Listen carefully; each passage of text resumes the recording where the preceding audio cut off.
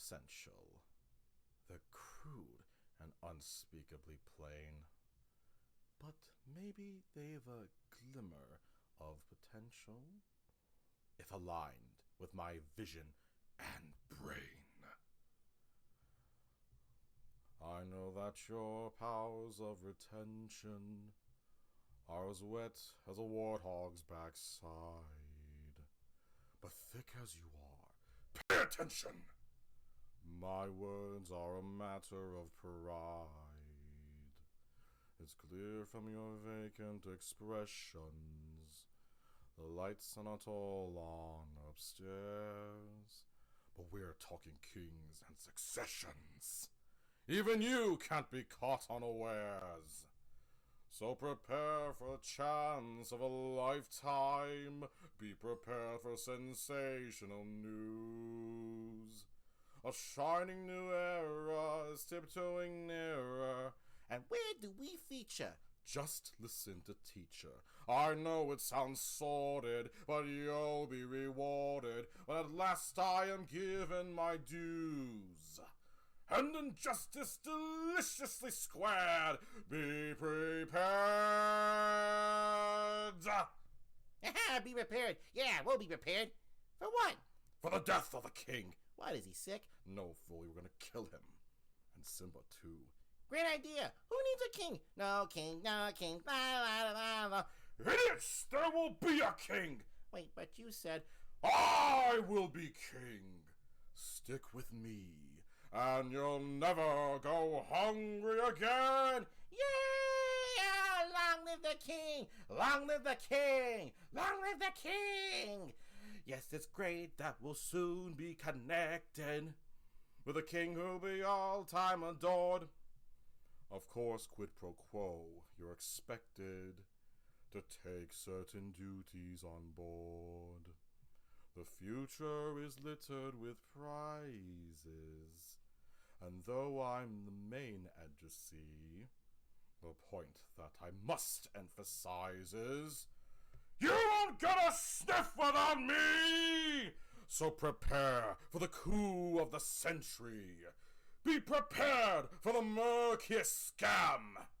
Meticulous planning, tenacity spanning, decades of denial is simply why I'll be king undisputed, respected, saluted, and seen for the wonder I am. Yes, my teeth and ambitions are bared. Be prepared. Yes, our teeth and ambitions are bad. Be prepared.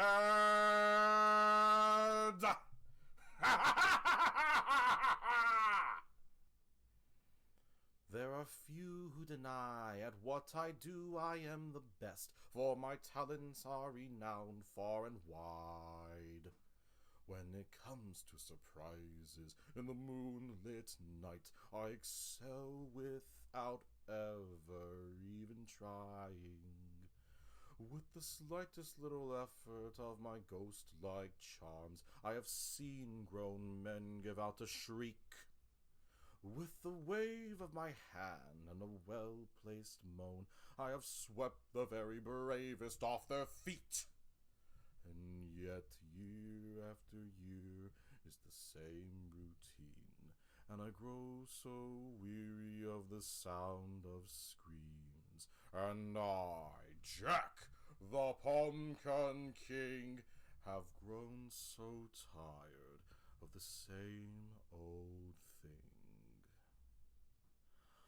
Oh, somewhere deep inside of these bones, an emptiness began to grow. There's something out there far from my home, a longing that I've never known.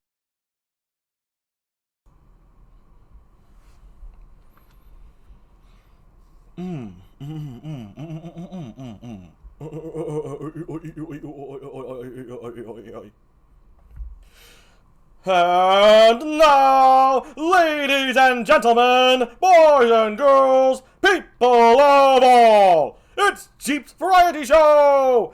And now, here's your host, GEEP!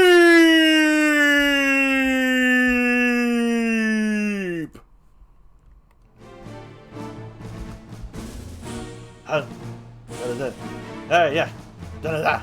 Ha-da. Ho-ho-ho. Hey, hey. Ho-ho. What's happening? Hello. Hello, everybody. Jeep here of Jeep Variety Show. How y'all doing today? I hope you're doing well. For those of you who caught the standby screen or can read the general title of this Twitch stream tonight, we have a very awesome guest tonight, a very popular individual, if I do say so myself, in the indie VTuber variety. But before we get about her, which I'm sure most of you are here for, let's see what's in the news today. So, in Jeep's world, that is my world, a lot of strange things go on. Strange inventions, and the what and the like, and the hello, Usu, welcome! Hey, Fig, the couple's here, welcome! Great to have you, lovely to see you too.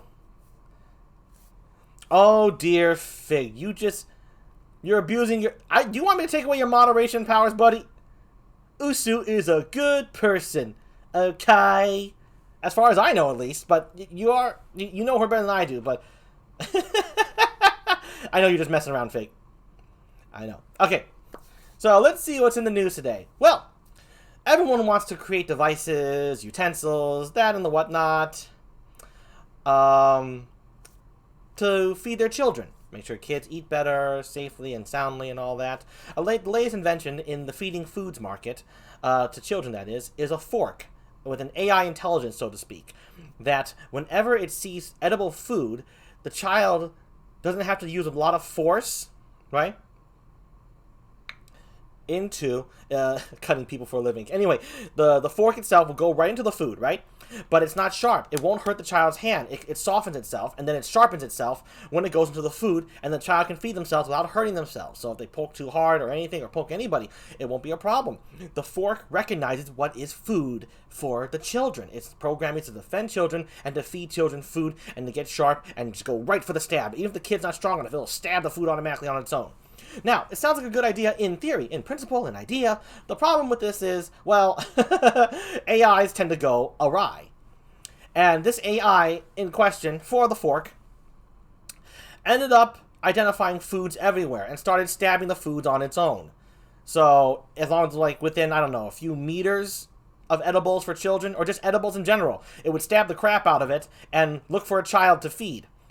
And then it started to put together and learn, and it realized people are food, but not children for some reason. So the kids were safe, but it started poking at teenagers and adults and trying to stab them and poke them and feed them to the kids. So there's people, grown-ups all around the place running with forks sticking out of them.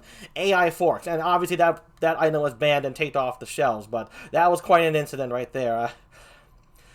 Woo! This is why you don't want to automate taking care of your kids. You know, just be there for them. Oh my goodness, was it bloody. Ooh, those forks, they really wanted to feed those kids anything they could eat.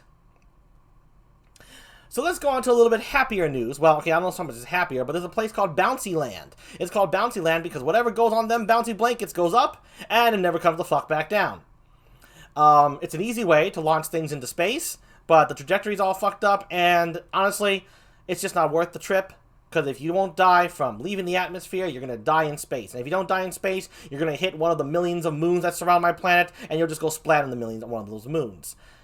It was a real letdown for the Mafia when they realized that the Bouncy Land was no longer a well-kept secret. Because they used to keep bouncing corpses up into space. But now it's surrounded, there are camcorders, so you can't make use of Bouncy Land. Unless you just want to, fuck around and die. But I believe they're trying to fence it off and stuff like that, so people don't do that. It's real dangerous, Bouncy Land. It's a real place in Jeep's world. You'll die. It'll be the last bounce you'll ever take. Going on Cloud 9, going up right into heaven. You want to go to heaven? Bouncy Land's the way to do it. Okay, So those are some really screwy, rooey, wooey news. Let's go into the nice news today. It was recently spotted in my world. This is not news for you viewers who are coming here, but this is news to the people of my world. See, the people of my world, I am also broadcasting this to, my GEEP's world. And they don't know this, but an alicorn was spotted. Yes, mysterious, unknown, seems very puffy and cute, and we don't know. Here's the thing, though, people of my world. This alicorn in question may just appear on GEEP's show. I captured the alicorn. Okay, no. She graced me with her presence. I have no power against the alicorn community, and she is going to be the guest on the show. So I tried to act bigger than I really was, but I'm really just a small-time GEEP. And that's it for the news today. So let's get on to the part why everyone has shown up today.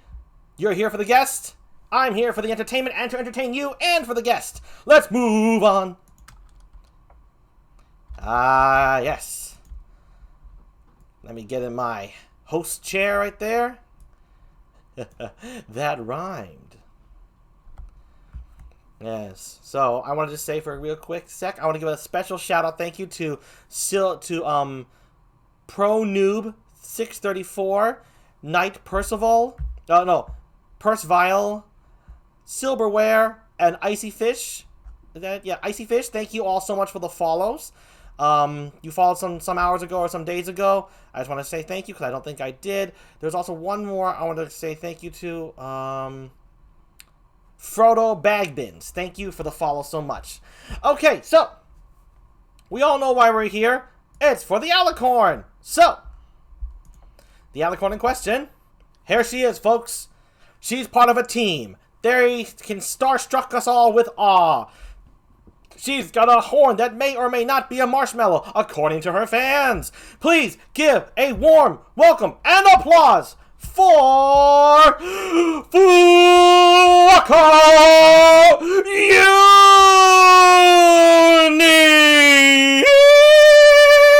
Yeah! Hello! Yeah! That was quite the introduction. Thank you! Yep. A lot of my guests, they're taken aback by my introductions, but I have to talk them up. Welcome, Uni, welcome. It was very flattering, thank you. Don't mention it.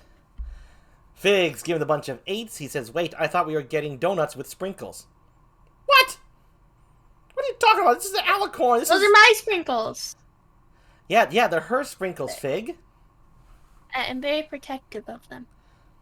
Yeah, you should be. They're very, very precious and very fragile. Sprinkles, I mean. So, welcome, Uni. How you doing today? Good. How are you doing today? I'm actually doing this quite well, actually. I've been looking forward to today's show. We have a great show planned for you today. I'm going to give all the credit to Uni for some of the things we have coming up. So, it's the truth, girl. It's the truth. It was a joint effort. I gave you the idea and you polished it. There you go. I guess you would count as a sprinkle, Fig, or maybe a defector sprinkle, or a traitor sprinkle. I don't know which one. It's up to Uni to decide. She's the master of the sprinkles. You see, normally with these decisions, we go by trial by jury. Ooh. But I don't think there's quite enough sprinkles here to make a jury, so we'll have to postpone it for now. Postpone for now. I get it. Alright, so let's move on right into the good old questioning. The nice simple opening one. What kind of foods do you like and dislike? Is there a story behind that bread, or is that like lore things? The bread?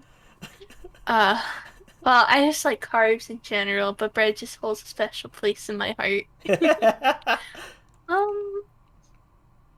like most foods, like sweets and carbs. Yeah. But I also really like veggies and fruits and all that too. Nice mix. So is there nothing really you are adverse to? I have some issues with some like cuts of meat and stuff. It's like a texture thing. I don't like really chewy foods. Oh, okay, I gotcha. Like, well, does gum count? Oh, gum I'm fine with. Because those are meant to be chewy. You know? Yeah, exactly. It's like meat is chewy. It's just no go. Nope, I gotcha. I hear ya. Hear that, folks? No go for the chewy meats with the Unimeister here. So, Mhm. what's the inspiration behind your design? Perhaps, if that's okay to ask. Anything not too doxy about that, right? Just what is it about that you like No. that model? I liked it a lot because I, enjoyed magic and the Mm-hmm. like, and I felt that, the puffy, cute pastel stuff fit me a lot. Bafuna Mama was the one that led the design. Ah, Funamama. That's like an artist, not the rigger. The That's Funamusia. No, she actually did both. She is very oh, amazing and talented. wow. Hey, let's put the name in the Hmm. chat. Check this individual out for because the uni you see before you wouldn't be possible with uh there you go, Funamusia. Yeah, Thank you, uni. Thank you. yes. She also has gone by Deep Sea Prisoner, if you've maybe heard of her from that name. I'm afraid not. I'm a little in the dark about that one. That's more so for people who played her games long ago. She made games That and too. Mogako. Oh yeah, yeah, that's how I found her actually was the game she's made. She's made games, manga, a couple of animations at one point. Uh Wow. Recently she's been doing a lot of VTubers and stuff. Me and all my little sisters. And herself. Ah, okay. That's why you call them sisters. All by Funamusia. I never could put it Mhm. together. I was like, huh. I was like, what's the lore? They don't look the same. I guess maybe the designs Uh kind of. yes, I think Roko's the only yeah, she drew and rigged, or at least drew. I'm not sure if she rigged everyone, but I think she did provide the muscles for everyone as well. Wow. Okay, And well, designed yeah. most of them. Wow. Busy, talented woman right there. So, awesome. Indeed. Give it up for Funamusia, folks. Come on. Let's see a few Yay! Pachis. Let's get a few Pachis in that chat. Come on. I know you got it in ya. Okay, don't worry, chat. Don't worry, lurkers. Do your thing. Oh, thank you, Fig. Thank you so much. By the way, Girl folks, fig. if you don't know, that is how you pronounce the name. That's how we can call him Fig. The name Canrfug. Yes, pronounced Canir Fig. That's the correct pronunciation. I think he said it's Welsh. And just call him Fig. You know, like a Fig Newton bar. Or Fig, that kind of stuff. Let's see here. Ah, I like this one. What's a video game, or a video game that you've been wanting to play for years or months or even days, but never got around to? Uh, Like, what's the one the most you want to play that you have not played yet? that's a good question. I've been picking up a lot of games that I've wanted to play, especially streaming and stuff. So I'm trying to think. Oh, maybe Factorio, because I kept waiting for it to go on sale and it just never has. Wait, what's that one again? I'm sorry, I didn't hear that real quickly. Oh, thank you, Crucial Factorio. Factorio. Mm-hmm. Factorial. Okay. Thank you, Crucial Twins. Thank you. Nice to meet you, Crucial. Thanks for the follow. Uni was just telling us what game she's looking forward to playing but haven't gotten around to because it's not on sale yet. Factorial, right? Tell me about that game. Well, it hasn't gone on sale. It's out and stuff, but I just kept waiting for it to be on like a Steam sale or something, and Sure. it just has.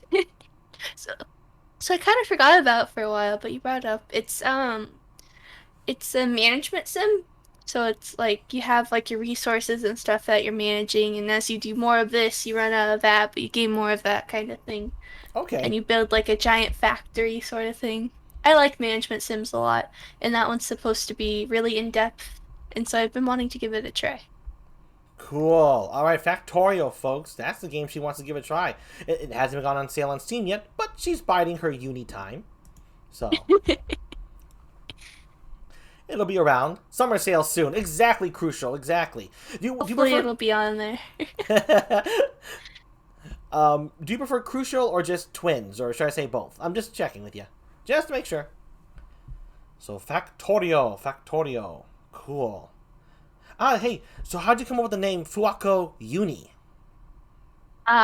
Well, Is that kind of a story there? Uh, well, I mean, like you ask for like the inspiration, but uni is just kind of from unicorn. Yeah, I figured that one. The FUWAKO is the kind of the tricky one. Uh, um, I really like the anime K-On! And one of their songs Oh, is called Fua Fua Fua Fua Time, which time. is like one of my favorite, and that's the like Japanese word for like fluffy, which I thought, fit me really well, especially with like my skirt and stuff. So I kind of Yeah. took it and turned it into a name for Fuako. Oh, I get yeah. Fua Fua time, Fua Fua time. Oh yeah, I like KO. Yes, I know that one. Yes, fellow K-On! Fan, amazing, good Yeah. taste. Thank you. Yeah, no, Yui, I know them. Ajunyan, Ritsu. No, Mm, yeah, it's Ritsu. Yeah, Richan, Mio, and Mugi. Moogie. Lucas or Crucial is fine. That's how nearly everyone else knows me. Laughing. Oh, okay. I like Lucas. That's just kind of cool. I'm gonna try and remember that. Lucas. That's neat. So Lucas, I'm gonna say thank you, Lucas, for the follow. Yes, Kaon. One of the cutest things I remember from Kaon was in the movie where Mugi is on the moving treadmill thingamajuba in an airport, and she's acting all celebrity, all stuck up when they're playing celebrity with her. Like, Mugi, who's the boyfriend? And she's like got her mouth shut and she's all puffy cheek. The scene that sticks out the most for me is when Yui has like a fever or whatever, and she's like half daydreaming, and she dreams that Tsumugi's eyes are pickles. Yes, yes. I remember that. I also remember the time when she's like, her voice. She blew out her voice, so she's like, "Do it for Husky Yui," because that's when Mio had to sing. I think that was the first time. Anyway, Hmm. that's KO, folks. Good show. Yes, it is a good show. Real sweet, slice of life. It's like very tame and mellow, yet clever and fun at the same time. So Mhm. it keeps good pace, and they're so sweet. Um, let's see here. Oh, no, no, no, no, no, no, no, no, no, no. Ah, this is a common one I ask the guests. Since becoming a VTuber, what has been the easiest and hardest thing to do that kind of surprised you? I think honestly both of them are the same thing. It's just I, it's a kind of funny thing with VTubers is that a lot of us are pretty introverted, which is part of, why we became VTubers. Sure. And so at first it was really difficult to kind of just speak and all that kind of stuff. Mm-hmm. But now it's just really easy. And it still surprises me and stuff, just how much better it's gotten and how much easier it is to just kind of let loose and have fun. Cool. That's nice. Yeah, one and the same. Yeah, at first it was hard, and then it's like now it got an easy. That's nice. That's cool. That's clever. Not just clever. I like that perspective. That's nice. Give me a second. I'm just pouring myself some more tea, folks. Just so you know what that pouring sound is. Just giving them a heads up. Sometimes I had one person on here one time who liked the sound of things being poured, like pouring ASMR. I don't get it. I don't get it myself, but I remember that person, so I thought it was kind of funny. It's one way to leave a lasting memory on someone. Yeah, right. First time stuff always leaves an impression. So that was the first person who ever liked pouring that I ever encountered. So I was like, okay, so that's a thing now. All right. Let's see here. So, I want to congratulate you. Uni's been doing this for over 6 months now, folks. She had her 6 Yes, month thank you. anniversary. Yes. It was a great 6 hour stream, Dead by Daylight. That cool art telephone game. That was real fun. Um, It's great. so all her sprinkles, by the way, sprinkles are what her viewers are called. Sprinkles. So, just so you know. Mhm. Oh, welcome, Chia. Welcome. Chia's a great guy. So positive. So much fun. Hello. Good to have you here. So yeah, so 6 months Uni has been at it. And I gotta ask, 6 months, that's a good long time. What keeps it interesting? What keeps it fun for you to keep coming back? What's your rhythm? It's hard for sometimes VTubers to even go 1 month. I can speak for myself, sometimes it's been rough. I mean, I stick around because it's fun, but what about yourself? Oh yeah, definitely because it's fun, and I play games that I like to play and stuff. Mm-hmm. So a lot of the times it's just things I'd be playing anyways, but I get to share with my sprinkles, and the sprinkles are definitely a lot of the reason why. Yeah, It that's stays true. fun. You got the returns, and then new people come in, and then new people become return people, and it's just really nice. Yes, no, I agree. Yeah, the people are fun to come back to, and that kind of surprised me because I had some instances before I became a VTuber where I thought the chat was just a pain in the ass. So I was like, oh, I don't want to talk to a chat like that. That's gonna piss me off. So I was just, but honestly, I've had real good luck with the chat. Very nice. Giving people the chat today is real chill and kind of, and your sprinkles are like some of the nicest communities I've ever been around. I mean, they say hello to everybody who comes in. They say see you later. I mean, it's just you won't get They're very fantastic and very chatty. yes. They are, but I don't know. They feel so hospitable. I don't know if they do some wacky bullying, the fun bullying, the cute kind, or Oh, not. of course they do. Of Yeah. course they do. I haven't been there for it, or I just didn't recognize it. I'm too much of a noob in the sprinkle universe, so I'm the sprinkle that stands out because I'm a fresh sprinkle. Most of it happens on Twitter, and then it gets brought into the streams. Okay, that's how I miss it. Yeah, there we go. I mean, I don't spend a whole lot of time on Twitter. I really just use it to promote or give likes and whatnot to my fellow VTuber pals out there. Let's see. We just picked the right amount of fun, says Chia God. Of course. No, I wasn't saying it's the bad fun. I remember they were saying it's the fun bullying, not the real bullying. Yeah, no. I knew that it was all in good fun. So let's see here. We got the games.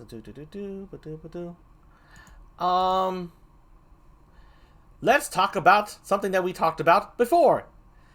I don't know how much of you know this, folks, but Uni is an avid fan of Vocaloid. And we are going to hear from her today. I'd like to hear, starting from the beginning, how you first got introduced into it, and when it just became something that you just got stuck with, that you just stuck with and it just stands out to you, and then give us some highlights. So let's start at the beginning. How did you get involved in Vocaloid? I was I think I was playing Roblox and just kind of like watching random YouTube videos in the background, and a song popped up, and it was called Game of Life, and it was an English cover by Jubiphonic. And I clicked on it because it looked edgy and cool. So I watched it, and I really liked it. So I watched it a couple of times, and then I realized that she had more. So then I watched some other ones, and then subscribed to her channel and just kept watching her stuff as it came out. And then I started watching other people who would do English covers of Japanese Vocaloid songs. Oh. And that's how I got pulled into it. And then probably took me like 6 months to a year before I started realizing that they were Japanese songs that were covered. Oh, one sec, Uni. So this was a long time ago. Oh, I'm just saying real quick. Don't worry, Lucas. We'll get to your question as soon as you run through the Vocaloid. I won't leave you out. Don't worry. Okay, so you were saying Uni. Yeah, so it took me a while Mm-hmm. to realize that they weren't the creators, and then I started getting into like the actual Japanese versions and the producers that were making the songs at the time. Can you name the producers? Do they still stand in your head? I don't know if a lot of them were the ones that were there at the time, but some of the ones that I still currently follow is like Michi M. That one's an old one. I like Pinocchio P a lot. I listen to his work a lot. Some of the old ones I like Neru, who still does some work. I think it's Hachi is one of them that did a lot of the old work. Wow. Some really good stuff out there. She's running. They don't names. make music anymore. Oh, that's too bad. Some of them, yeah. She's running through names, by the way, folks. That's how you know she's a fan. She can list them off the top of her head. Off the top of her horn. Even higher. All the way to the tip. There you go. So those are some of the producers, and some of the Vocaloid voices you talked about who like got their own stories dedicated to them, but really they're just the voice changes. Like, what are some of your favorites? Like, I remember you got like really enthralled with those. Explain that. Mm. Um, well, Miku, of course, is the most popular, and she's also my favorite just because there's so much of her work, or Mm-hmm. many songs made with her, and so many stories made with her. And I really love her design and stuff. I've seen a lot of really cool things people have done with her design. I also really like Gumi. She has like some shorter green hair and stuff. She's cool. I like Luca. She has like longer pink hair. And then I also like some of the Korean ones as well. Those ones have really cool designs. Nice. One I believe called Uni actually. No way. Yeah. I didn't realize until way after I had already come up with my name. I was like, what was that one pink Korean Vocaloid I really liked a while ago? And then I look it up and her name is Uni. It's spelled different. It's just UNI, but That I was like, maybe huh, interesting. you hear that, folks? There are two unis: a Korean uni and an English VTuber uni. It's a wild world. I know it's spelled differently, but you don't know uni. May you stole the U from that uni. Oh no, I stole the Y. It's all mine. Yeah, it's yours now. Oh, let's say the Y, not the U. hmm I knew what you meant. I knew what you meant. Yes, yes. Sometimes things go in my ears. They say, "Hello, brain." The brain's like, "Oh, what happened?" And then out the other ear. I'm sorry about that. I mean, You can, you can only store so much information in that hat. I get it. yeah. No, I am paying attention. I just misheard that. So, Miku, you said Miku. That's your favorite. The Hmm. Yes. what's like some of the like most favorite things that they've done with Miku that stands out to you? Um. Well, I would probably say that's probably the reason why I like Vocaloid music so much in comparison to like, typical like Western music or even like K-pop and stuff is that they use the characters to create stories. So the songs normally instead of just being like, super catchy and stuff, Sure. they tell stories. And so That's I cool. really like some of the stuff that people have made with her. Any one story in particular that stands out, or There's a set of three songs. The first one's called Bad and Night, and it's really interesting because it's like about a play that like breaks the like fourth wall kind of, and ooh, each song tells the same story but from a different perspective. And I thought that was really cool. oh, that is clever, and three songs complete the story. Mm-hmm. And they all kind of reveal different parts about what's actually going on because they're from different perspectives. Like one is from uh Miku's going through the story is from the audience's point of view, I believe, and then like I think the other one's the other characters that are in the play that know what's going on. That's So, pretty creative. mm-hmm. Cool. So that's you hear that, folks. Those of you who don't know what Vocaloid is, just look it up. You'll get a quick rundown. It's very versatile, and lots of content has spawned from it. Anything else you want to share about Vocaloid that you think people should know, newbies to the Vocaloid world, including this humble little Jeep here? Well, Vocaloid is a program, so people buy it and they're able to make the program sing songs. So Miku is not the person making the song, she's just the voice that's being used. And you want to check her out, maybe try looking up some of her concerts. She actually has holographic concerts that people have put on that are really cool and a good way to kind of see her up and dancing and see some of the other Vocaloids and get a look into some of the songs that are pretty popular.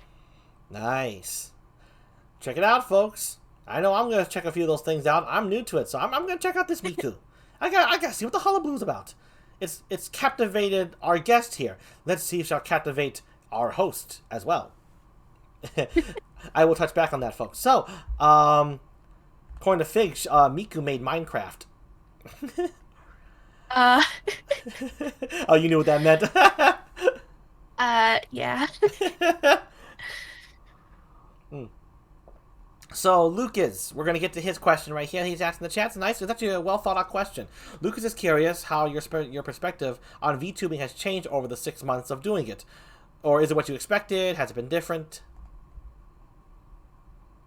That's a really good question.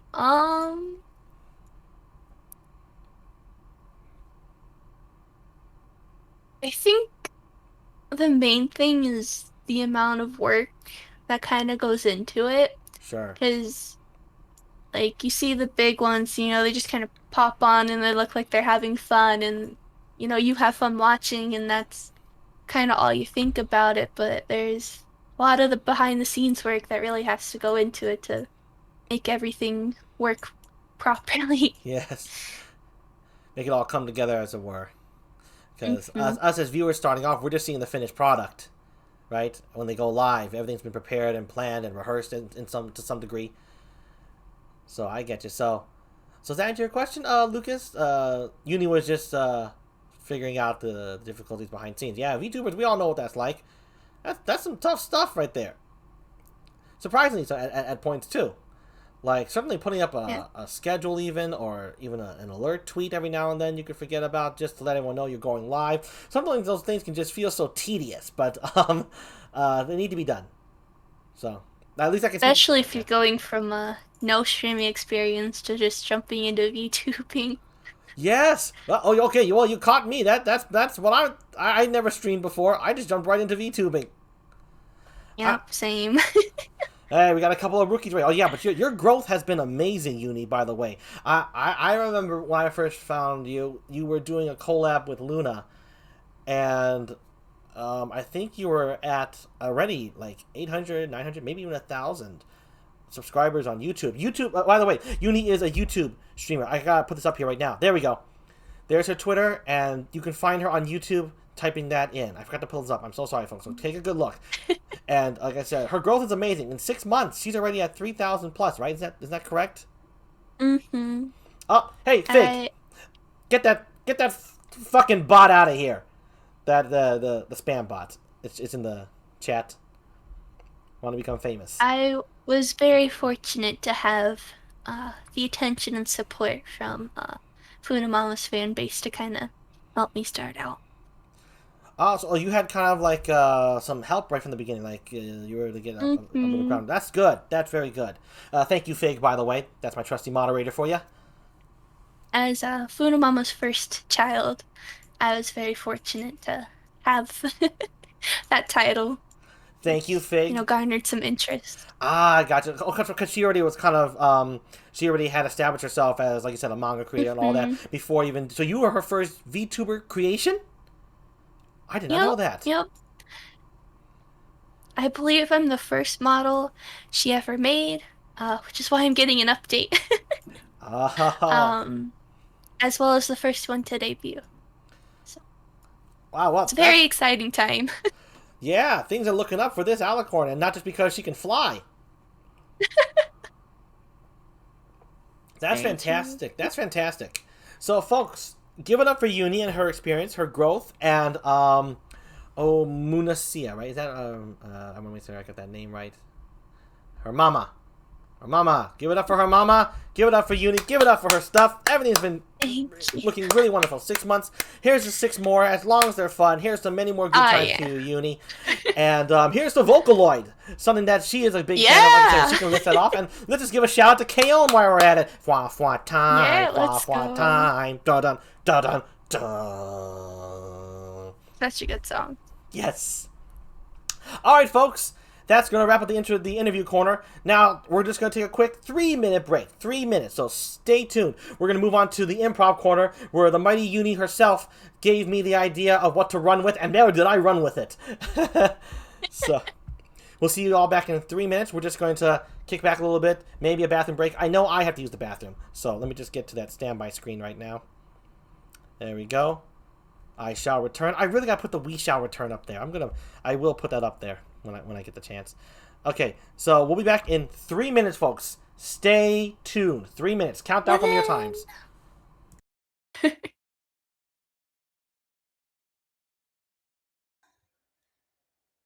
And boy, I found her. She's in love with herself. She likes the dark on her milk white neck. The devil's mark. Now it's all Hallows Eve. The moon is full, but will she trick or treat? I bet she will. She will. Queen. She's got a date at midnight with Nosferatu. Oh, baby, Lily Monster, got nothing on you. Well, when I called her Eva, she just laughed. Well, cast that spell on me, boo bitch craft. Yeah, you wanna go out, 'cause it's raining and blowing. You can't go out, 'cause your roots are showing. I'm back, oh, I'm black. Black, black, black, black, number one. Black, black, black, black, number one. Little wolfskin boots and clove cigarettes and a rotted funeral for which she's dressed. Her perfume smells like burning leaves, and every day it's Halloween. Yeah, you wanna go out, 'cause it's raining and blowing. You can't go out, 'cause your roots are showing. I'm black, oh, I'm black. Black, black, black, black, number one. She doesn't black, black, black, black, number one. Venue.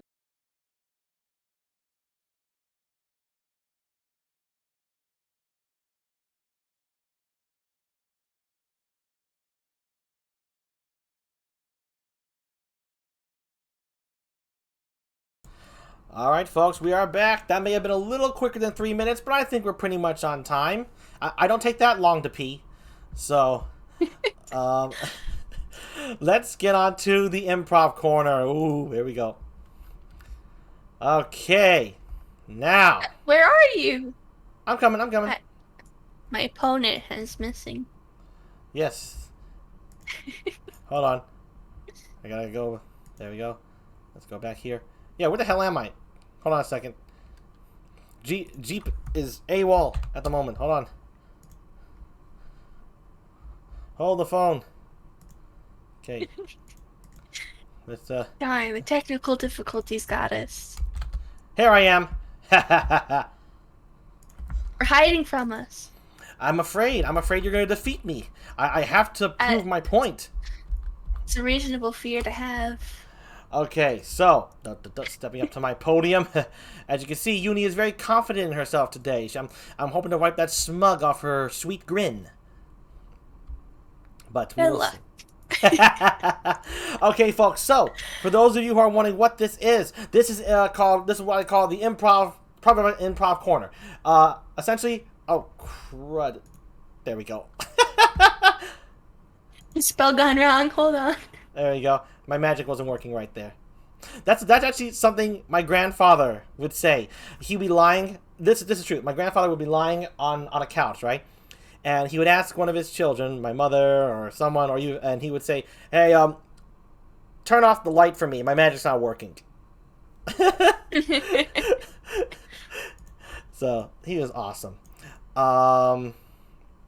So, improv corner, folks. The way this works is all the dialogue is completely improvised, right? But the story itself has been set. Now, this story is very unique because Uni must have a very unique mind. That's the only way something like this can come about. So what she had suggested was like a PowerPoint presentation. Now, she brought up the point that that really can't be improv if it has been prepared. She's absolutely right. So I had to think how to make an improv. And what I landed on was we would both be presenting something before everyone. PowerPoint presentation. 2 PowerPoint presentations for the price of 1. And the goal is not necessarily a debate, but more specifically pointing out why what each of us are representing is better than the others. And today's battle, PowerPoint battle, is called Contest of Contests. Sweets versus Sweets via PowerPointishness. I love PowerPointishness.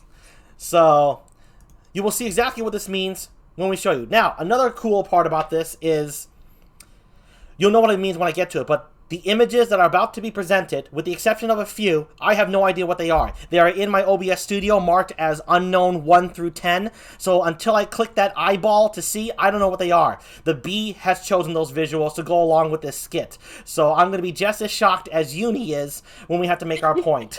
It's going to be a lot of fun. Thank you for the support, B. Yep, you hear that? Be a shout out to you. And one more thing before we begin, I want to give a shout out to Lucas, who is currently in this chat as Crucial Twins. Lucas commissioned some great art pieces. Not all of them have been seen yet, but the first art commissioned for Team Starstruck, which is what Uni is a part of, also has Mira Luna, Cassie, I forget her full name, Rumi. They're all a part of it. So, welcome, Sumio! So, thank you, Lucas, for those really wicked arts and the heartfelt messages that go behind it. So, here's for Lucas. Sumio, you're just in time for the improv corner. Alright, folks, I won't dilly down anymore. Let's get right into the... let's let the comedy ensue right now. So, Uni. I want you to know that I believe the greatest sweet of all time to tickle the sweet tooth and tantalize the tongue are donuts. Donuts are what I'll be presenting. I'm going to tell you why donuts are better than whatever Uni has in store, and I'm going to present it to you via PowerPoint.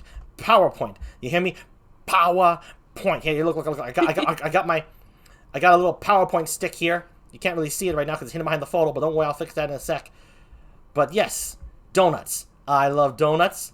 And let's just shrink that now and put it right in the corner. Yes, I represent the donuts of the world. Makes sense? I'm like a big ball and a hole and holy of an enigma. So, but I'm sweet too. I see. Very, very. So thank you. Oh wait, no, she's trying to lower my guard. She's trying to make me like her. I mean, screw you, Uni. Screw you. My. Oh, okay. My feelings. All right, I don't want to hurt Uni's feelings. Ugh. Okay. This is gonna be tough. She's gonna be a worthy opponent, I can tell. So, and what Uni is gonna try and present to all of you, what is better than donuts? I don't think she stands a chance, but we will see. Is, whoops, not that. That's the wrong picture. Here we are. The Twist Marshmallows. The marshmallows, I should say. She believes that's the greatest. Why is that the greatest sweet? And I'm curious. What is it about you? How can you say this is better than donuts? How? How? Well, you see, your pick might be from personal choice, okay? Your personal opinion. I have market research, okay? I have gone and interviewed my sprinkles, and they have told me that the best dessert are these twisty marshmallows that totally have no connection to my horn. I see. I do not see the connection. You're right. There is no connection to your horn. I must be imagining Nothing things. at all. Very well, very well. So, it's donuts versus Twist marshmallows in today's PowerPoint presentation. Okay, let's just shrink that up there. Very well. Twisted marshmallows. Okay, if you say so, Uni. If you say so. Now, I won the coin toss backstage, so I will be going first. Let me show you. It's rigged, but I'll allow it. Don't you know all the best games are rigged? Should I be worried about the rest of this then? Absolutely. Period. Not, because I got this. Alright, so, why are donuts so great, folks? Well, let me present to you my first point of presentation. Let's see. I only get a minute and 36 seconds to present my point, but I'm gonna make it to you, and I'm gonna run it home. How universal donuts are. That any unknown image that the bee has put before us, I will be able to link to you with facts and some not facts. Why? Why exactly the donuts are better than everything? You're gonna see. You're gonna see. So today's first image that I had to link up to donuts, effortlessly I must admit, because donuts are about as universal as they become. What the a screaming mad bee! What the? Okay, don't panic. I don't think he likes your donut. Okay, I know he's facing in the direction technically of your marshmallows. Okay, fine. All right. Okay, start the countdown. I got a minute and 36 seconds. Okay, so you see how this guy's hands kind of grip in that fashion? That's not a grip you can use to hold marshmallows, twisty marshmallows. So that's more of a donut thing. You can put donuts on his fingers there. See, he's fearing what he's seeing up there. He's afraid of Uni's presentation. See that's bad on you, Uni. So see my floating stick here, my very convincing floating stick, my pointer stick. He's also got a tie. See the fashion of the tie. It looks like Uni's things, but I believe he's a secret agent. He's trying to go undercover and discover the secrets of the twist marshmallows and disguise himself with the tie and find their secrets, all in the name of donuts. Because let's see what on him looks like a donut, right? We've got these little buttons right here. That's circles. It looks like a donut. We got a head here, relatively circular. Kind of looks like a donut. Eyeballs. Looks like a donut. The ear. Looks like a donut. Fingertips. Looks like a donut. Yubi, right? Yubi. Corona can back me up on this one. Okay, and the rest of it is just a suit. Let's ignore the parts that look like Uni's parts. Okay, just listen to what I'm saying, okay? This is my presentation. This is my time. Uni doesn't get to interrupt me. This is not a debate. I get to show my stuff. Let's see. And again, his terror. Look at his terror. This poor bastard. He's so afraid. And the donuts are waiting right up there for him when he turns his head. He's going to turn and notice bliss. Donut, holiness, sugariness, bliss, frosting, Boston creams, marble donuts, frosty long johns, the works, jelly donuts. This man's thinking it, and he's running from the twist because he was undercover. They caught on to him. Good on you, secret agent man. Stupid bee getting this picture. Okay, that's it. My time's up. So, God damn it, bee. All right, so to conclude, that's right, we each have to conclude in one word to add what's so great about this. What's great about donuts? Secret agents. Secret agents. Okay, I said one word, so I'm going to say agents. Just one word. Agents. Agents love donuts. So there we go. We don't need that. We don't need that anymore. And there's my word right there. Agents. Agents love donuts. So there we go. I'll just shrink that and put that underneath my donuts. We have agents on our side. Okay, now I'm going to shut up right now because I have to. And it's your turn, Uni, to make the... I hope you're watching the shared screen because it's only a 1 second delay. Yep. All right, Uni. So I have agents on my side. What do you have on your side? Worried. Let's see Well, what... you see. Your image, your first image is going to be... turkey. Okay, Uni, whenever you're ready, I'll start the countdown. You got a minute and 36 seconds to make the point why turkeys support your. Here we go. All right. So when you guys think of birds, what do you think of? A chicken? No, you gotta look deeper than that. When you think of birds, okay, you think of turkeys. You think of Thanksgiving. Right, and that's the correct answer. It's the same with marshmallows, okay? You think of your favorite dessert, and you maybe think of cookies, pies, but you're wrong. Right, you gotta dig deeper, and there you find the marshmallows. Alright? Gotta dig deeper.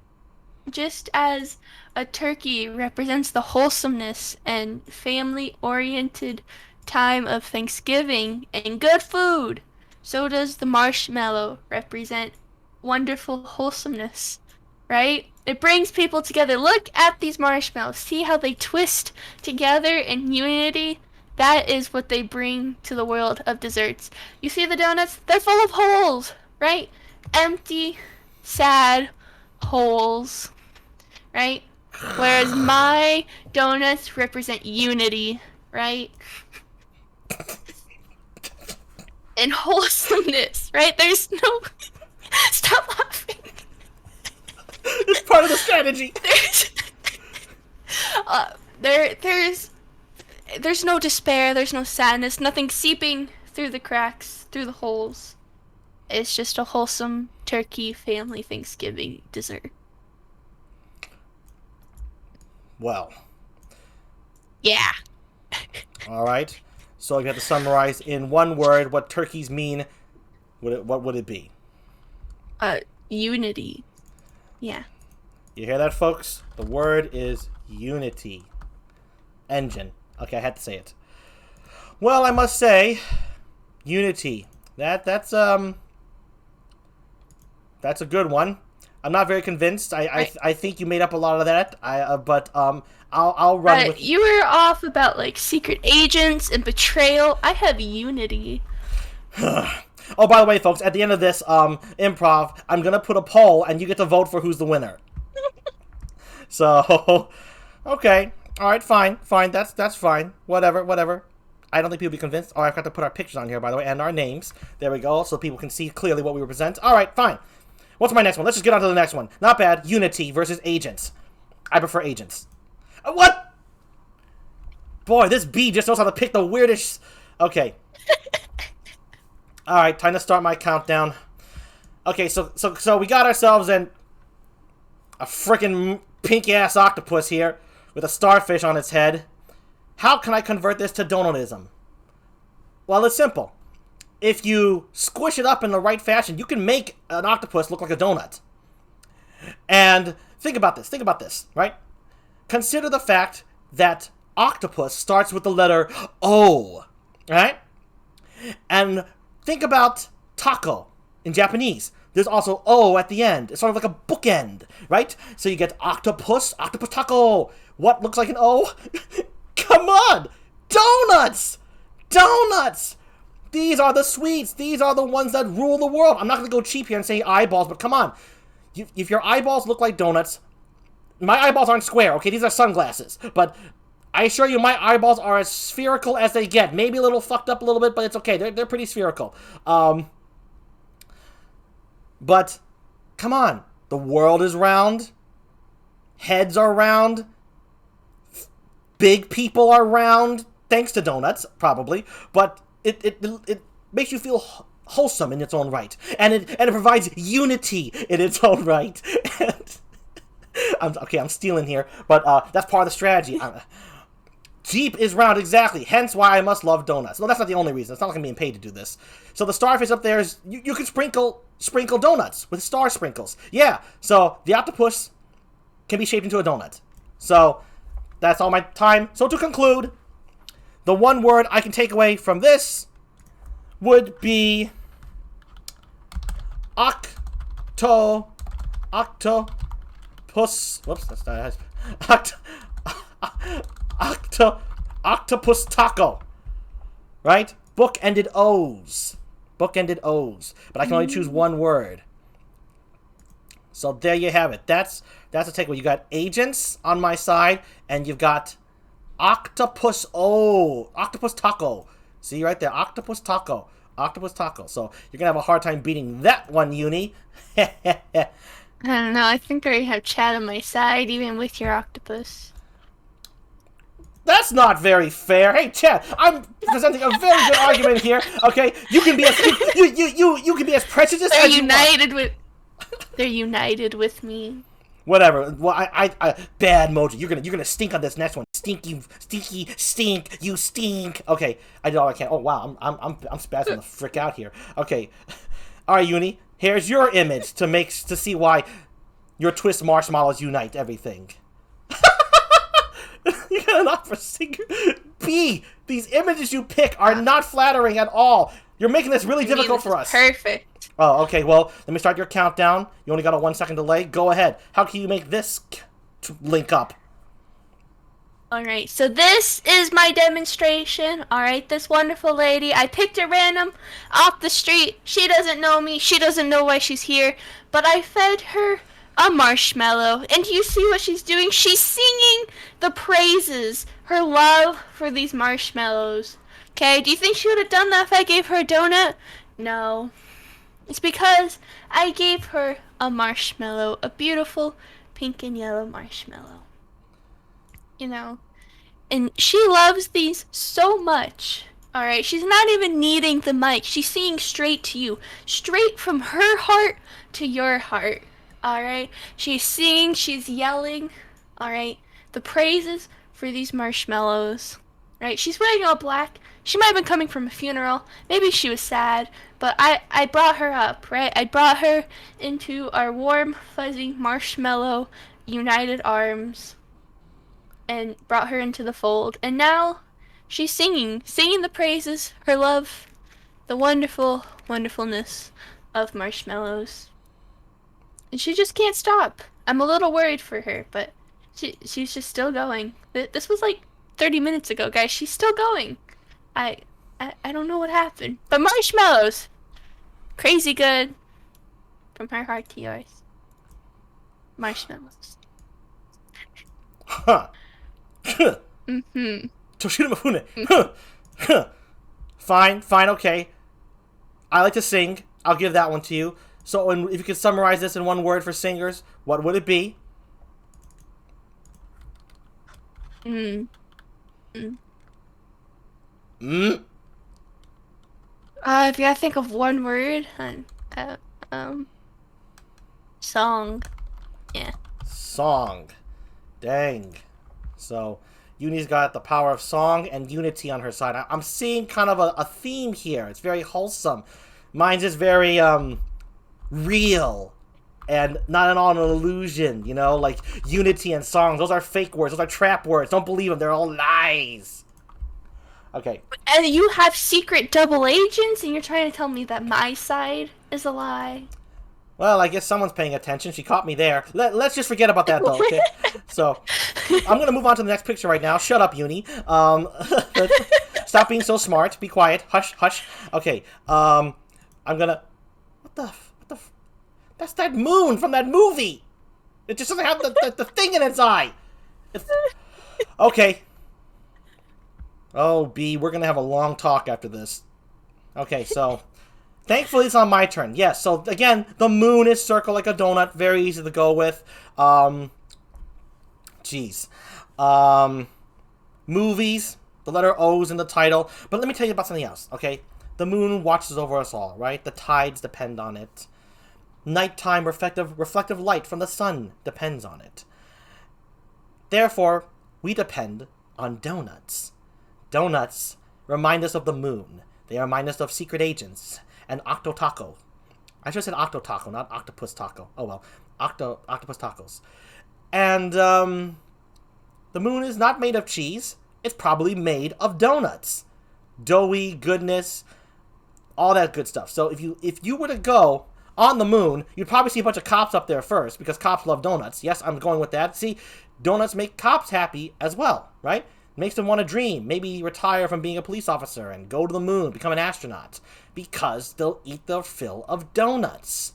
Why do you think the moon is deserted? Probably everyone out there died from diabetes or eating too much goddamn sugar or something like that, but it was worth it. That's why the moon glows. It glows with the beauty of indulging in a planet that tastes like sugar. Like motherfucking sugar.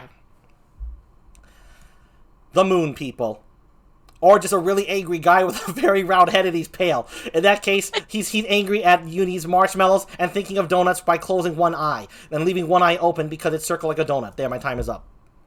So to conclude... What word will you come up with for all this? What do donuts encompass? The moon. Yeah? Yeah? Doesn't get bigger than the moon unless it's the sun. So, or Earth or any other planet. There you are, using that brain again. What did I tell you about that, Uni? Be quiet. Be quiet. I'm looking down in shame. Shh. Shh. Everyone, tell Uni to be quiet. Tell her to shut off her brain just for a moment, okay? Okay, Uni. Let's... The composer Kazuma! Thank you so much for the follow! Alright, let's continue with this presentation. I think I am acing it, by the way. I'm not delusional. I think I am the world of reality. I'm the world of agents and octopus taco and moon. So you're putting up a decent fight. Don't patronize me, alicorn. You don't know what I've been through. All right. So yours would be.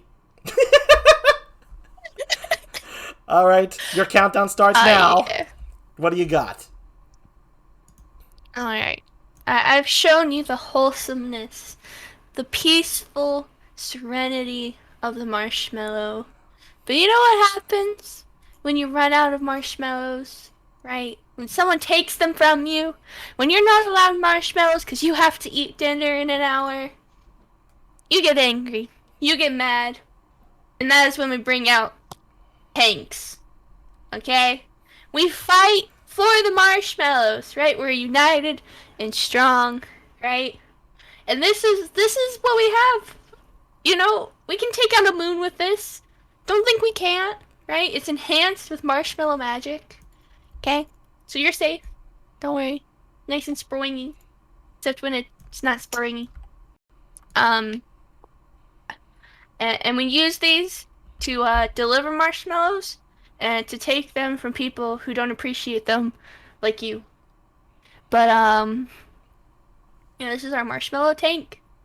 And if you eat enough marshmallows and love them enough, you become not the tank. You don't become the tank.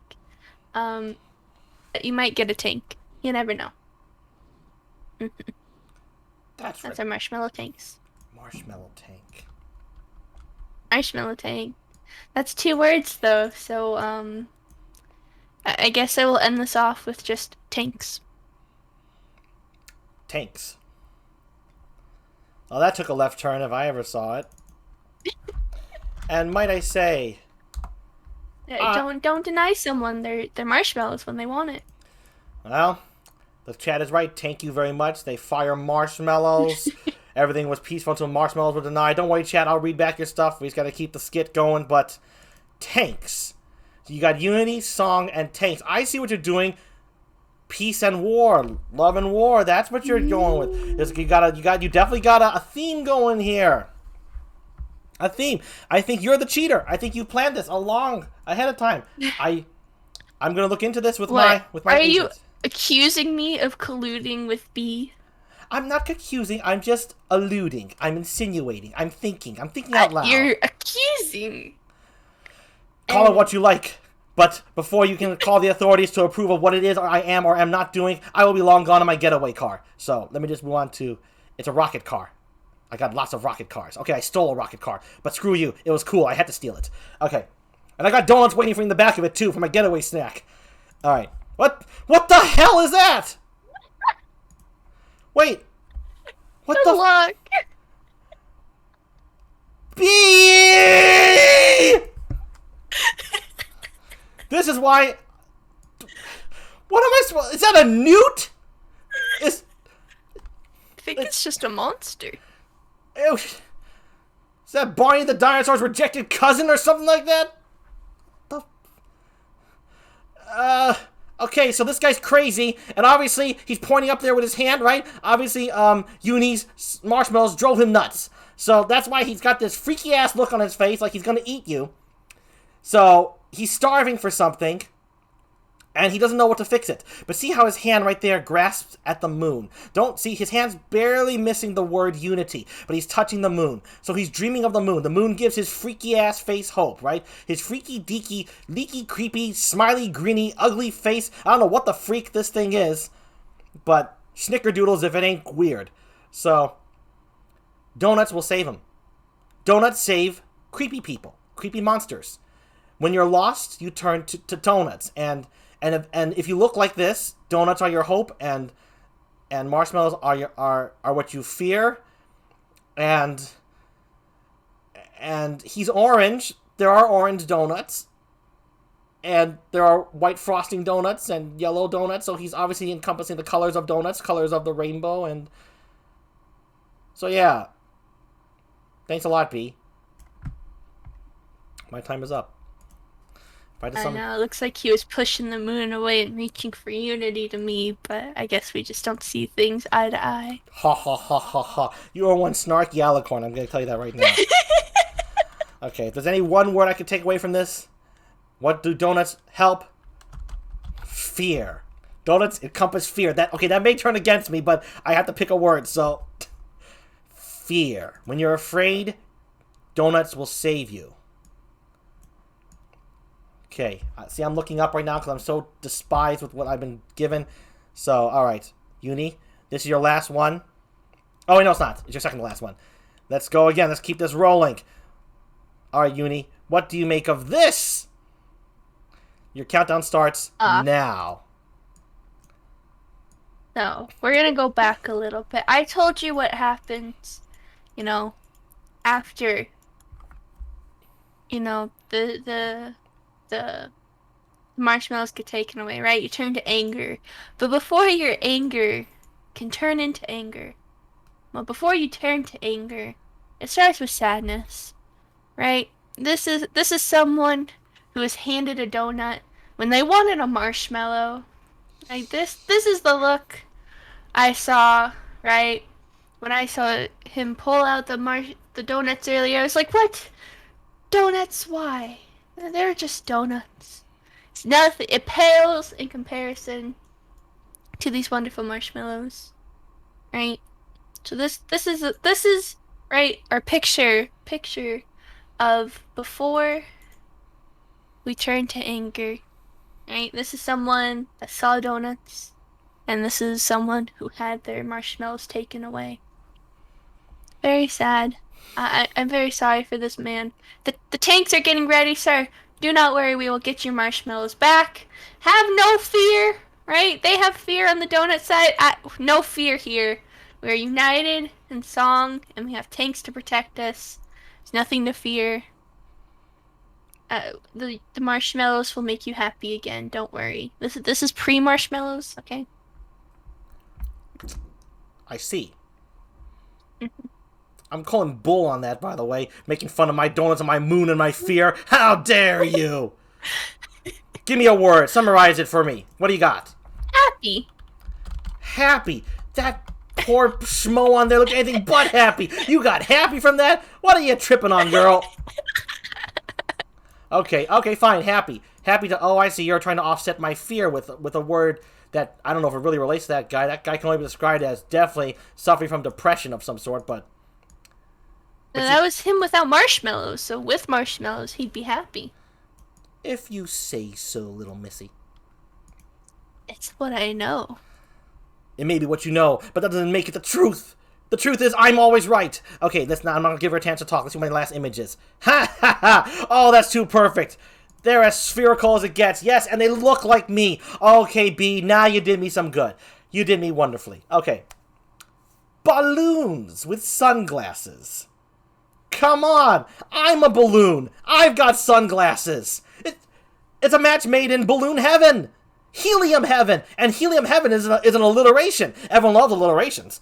And these donuts right here, I bet every one of these balloons' colors are on here. Let's count. There's a little purple one down there, right? There's the pink one.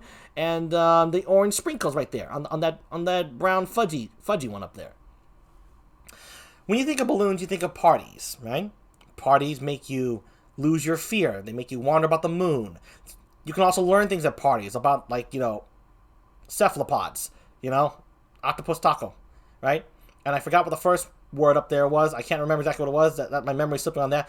But see, balloons don't talk unity. They talk song. Maybe, if you're lucky.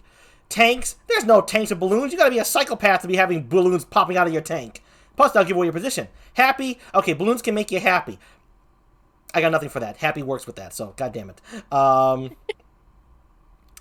But balloons encompass donuts more than anything. Donuts and balloons match in heaven. So when you partay, you're thinking donuts. Do you think marshmallows when you see balloons? What's the first circular treat to come to mind? And don't say M&Ms.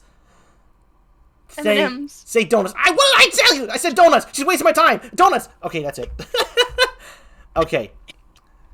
For my final one, my final link, how this works, I would have to say, take away one word from this. It would have to be partay. Who wants to partay with the donuts? I want to partay with the donuts. I want to party. Ooh. Try doing that with a marshmallow down your throat. Okay, you can't really do anything with anything down your throat, but maybe you can do it with a donut because of the hole in the middle. Okay. Uni, this is your last image. Here we go, and then the chat will vote on who they believe was the true victor, donuts or marshmallows. Here you go. Your timer goes now. Alright, so before I get to this bathtub here, I would like to let everyone know that a certain blue man ate all the donuts, but that there will be marshmallows passed out after this. Okay? Cool. A certain blue man? So this bathtub... That was me. Yeah, they're gone. Anyways, this bathtub. Oh. Alright. Bathtub. You can fit a lot of marshmallows in here, right? Think, if you were trying to hoard your dessert somewhere, where would you hide it? A fridge? No, people would think about that. The pantry? Someone would think about that, okay? The bathtub, right? You got like that shower curtain around it, you just pull that closed, right? Think of how many marshmallows you can fit in this bathtub, right? Way more marshmallows than you could fit donuts, right? The donuts, they take up too much room, okay? And they'll melt, right? They're gonna melt in the bathtub, which might have been warm from your warm bath earlier, right? And the frosting is gonna stick to everything, right? You can't store your hideaway desserts, your hideaway sweets in a bathtub if your choice is donuts, right? Your secret treasure, right, that you're gonna hide in this bathtub for safety, security, from those weird secret double agent things that they got over there on the donut side, Agents, right? that's what it was. They have to be marshmallows, right? You gotta protect them, right? The tanks outside can only do so much, right? You gotta hide them, your treasure, and that is my final word, right? You're gonna hide your marshmallows like the treasure they are. My word is treasure. Treasure. All right. You know, marshmallows will get soggy. I'm not allowed to speak during your presentation, but they get soggy in bathtubs. I just want to point out, people, soggy marshmallows taste like, well, nothing good tastes soggy. So. Well, as if you're silly enough to turn the water on, and donuts would get soggy in water too. So. But that point has no meaning. You hurt my feelings. I don't want to talk to you anymore. That's okay. I just need the chat to decide. So let's conclude here. I'll start off. Agents. Donuts agents. Right? Octopus taco. Moon. Fear. Reducing. Gets rid of fear. I can use one word. I chose fear. And partay. All these things look non-connected, but are connected through one singular sweet. Donuts, the singularity to which all is pulled to and loved by. The gravitational pull of the donut is infinite, because all these things that make no freaking sense in any other sentence spell donuts in your hearts and minds. Agents, octopus taco, moon, fear, party, donuts. Thank you very much. Uni, what do you have to say in conclusion? Donuts bring us together in unity, right? We sing the songs she of said their donuts. wonderfulness. Did I say donuts? Yeah, you did. That's why I'm laughing. Oh. It has happened already. The marshmallows. No, darn it. The marshmallows bring us together in unity and in song. They mean so much to us, right? That we protect them with tanks because they make us happy and they are our treasures. Wow. That was very concise, makes a lot more sense than mine's. All right, Fig, start up the poll. Whose presentation convinced the chat? Come on, chat, let's hear your votes. Donuts or twist marshmallows? Do do do do do do do do do do do do do do do da do do do do do da do da da da. You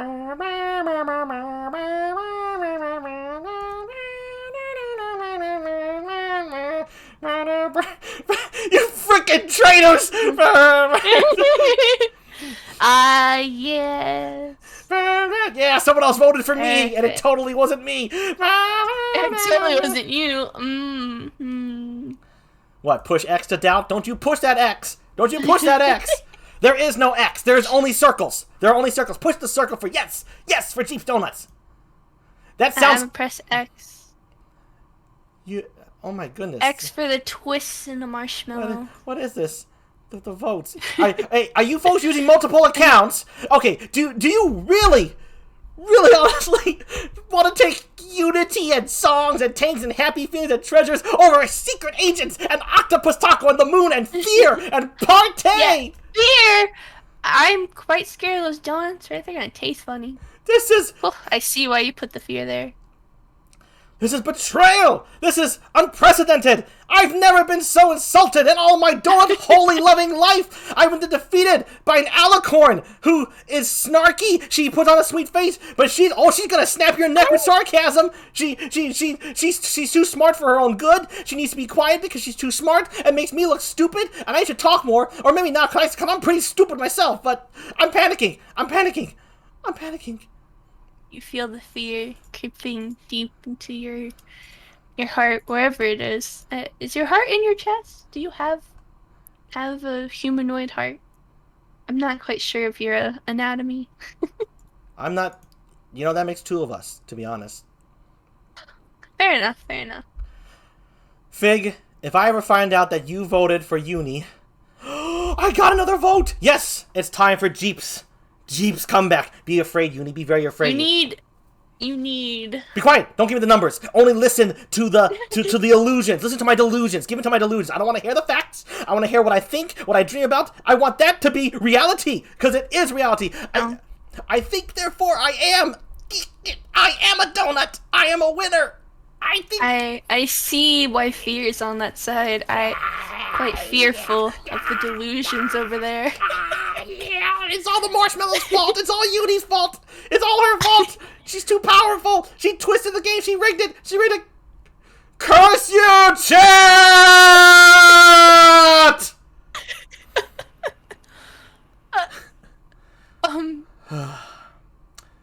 Okay.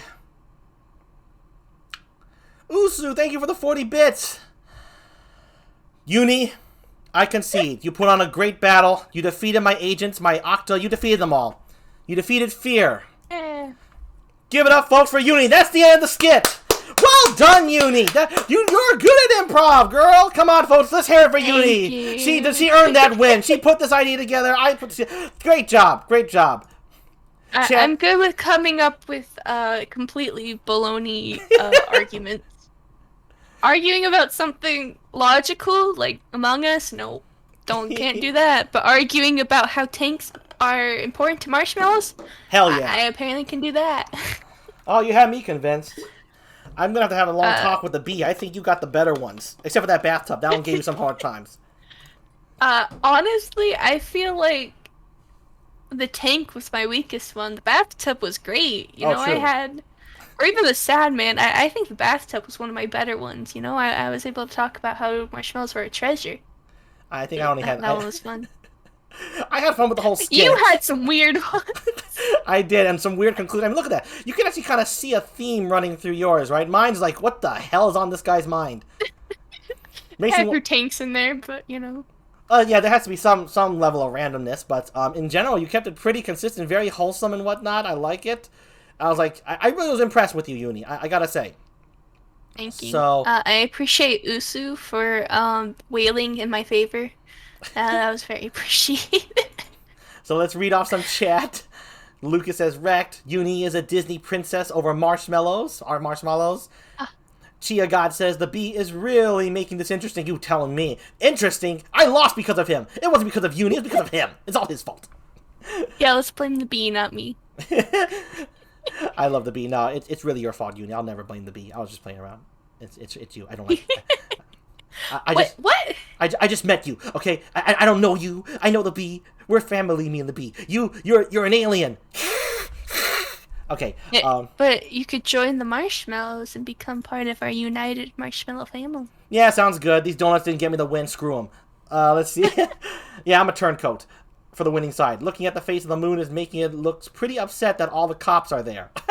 Nice one, Fig. That's your interpretation, okay?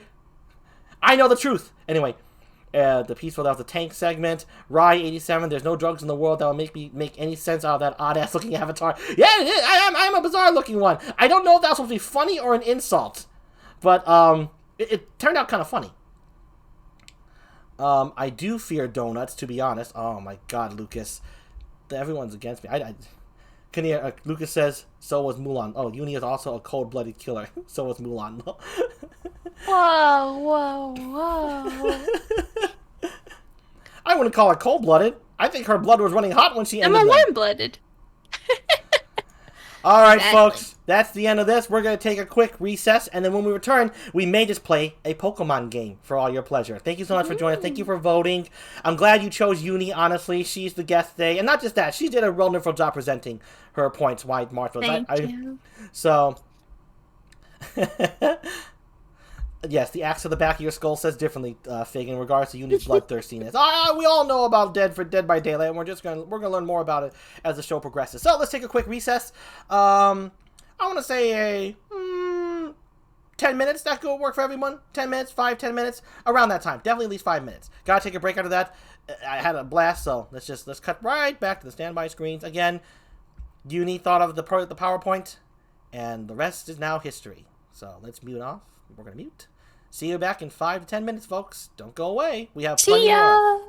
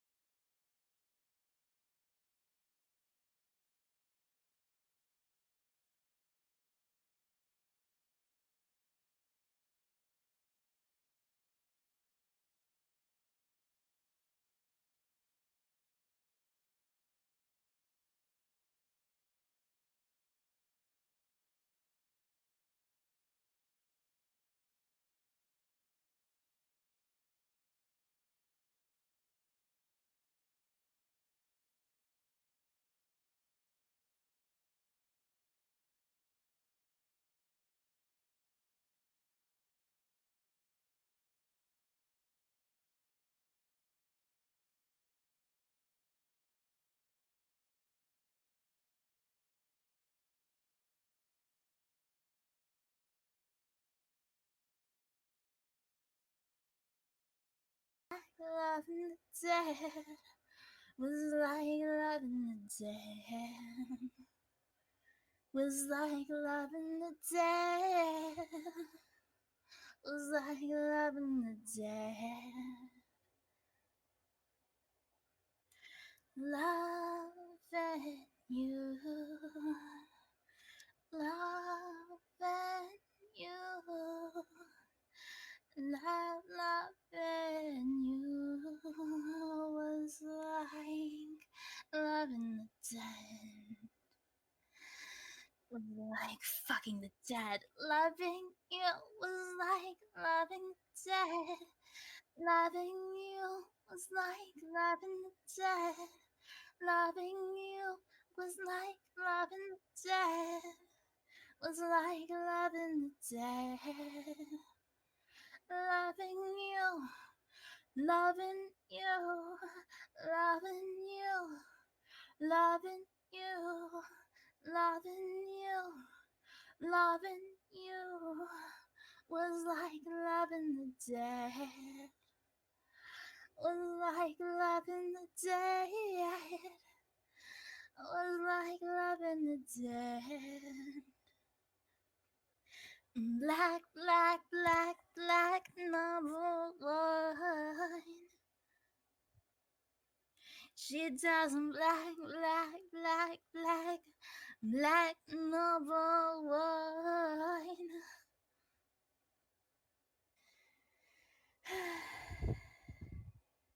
I went looking for trouble, and boy, I found her.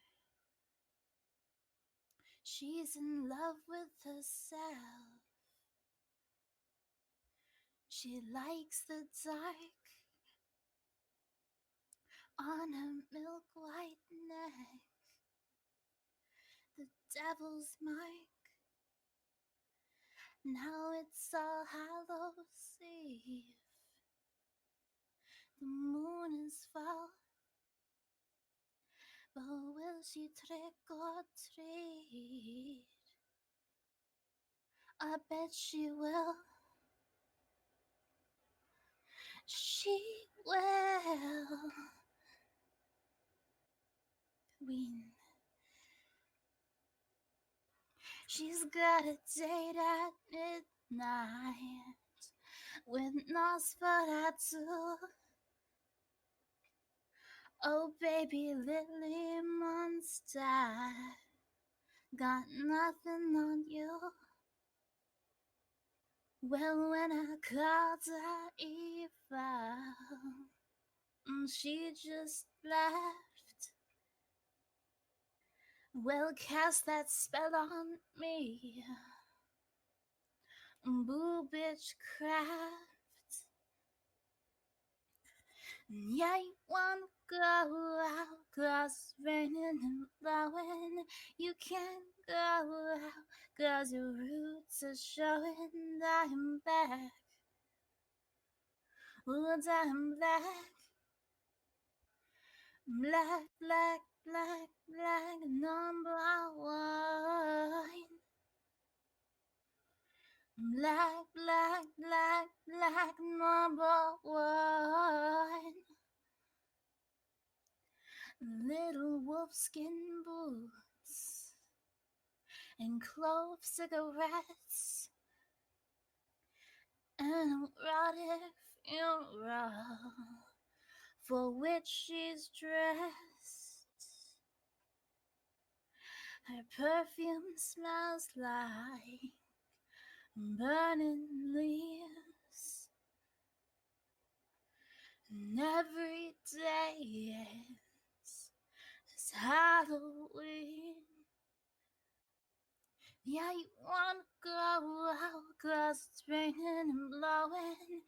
You can't go out, 'cause your roof. We are back, folks. Hope we didn't keep you waiting too long. Let's move on to a game that has been quite popular as of late and very fun. A Pokemon game. Now actually I'm not the opponent here. So I just wanted to let you know that. So let me get out of here. We are back, folks. So I just gotta... Whoop, time to... Yeah! Okay. Welcome, everybody. Bump-a-dump-bump, welcome to the Pokemon game. Guess that Pokemon. Guess the name. That's what the game is called. Guess the name. Tonight's theme is Pokemon. The original 151 Pokemon. How many folks in the chat today know Pokemon? The first 151. The classics. Pikachu, Meowth, Bulbasaur, Charmander, Squirtle. Come on. Electro, Diglett, Nidoran, Mankey, Venusaur. The point of this is, what I'm trying to say here. Oh, Usu. Ooh, Usu. We might have a strong person in the chat. The reason I'm asking chat. The reason I'm asking about this is because Uni's opponents tonight will be you, the chat. It's going to be Uni versus chat in the battle of wits of knowing the best of Pokemon. Chia God, you excited for another round of Pokemon? I changed up the rules, as you can see. As well, I've added a lot more assist powers to the game. So, alright, Lucas is in the game. Chia God knows some. Excellent. I've nerfed the chat a bit because chat is OP in certain instances, but... Hive mind. Thank you, Chia God. Yes, this is a game. The origins of this game was Persephone and Miss Lottle were two awesome VTubers who are on here. I had not once upon a time, and I didn't have. They weren't going to do a improv corner because it didn't speak to them. And Miss Lottle sings. Persephone's a little shy. But they were both going to be on the show, and I wanted to create a game for Persephone. I wanted something for her to have some fun with and play around with. So I had to, on the night before their show, I thought of this game because I remembered that she knew Pokemon. So I pitted, the idea was Persephone against Miss Lottle in the very original first game of this. Lucas is working, so he's a weak opponent. Don't doubt yourself. Miss Lottle thought the same thing. Chat. The chat is nerfed. So, Uni knows how the rules work. Uni, you watching the screen, so you have just a very mild 1 second delay. Excellent. Chat, those of you who don't know how this game works, don't worry. It's easy to keep up with once we start. So, it's essentially, I'm going to set the points to the first player to reach 9 points is the winner. And I know for those of you who are familiar with this, don't know how might be long, but it's not going to be long. I've changed up the rules ever so slightly. So, let's get this party started.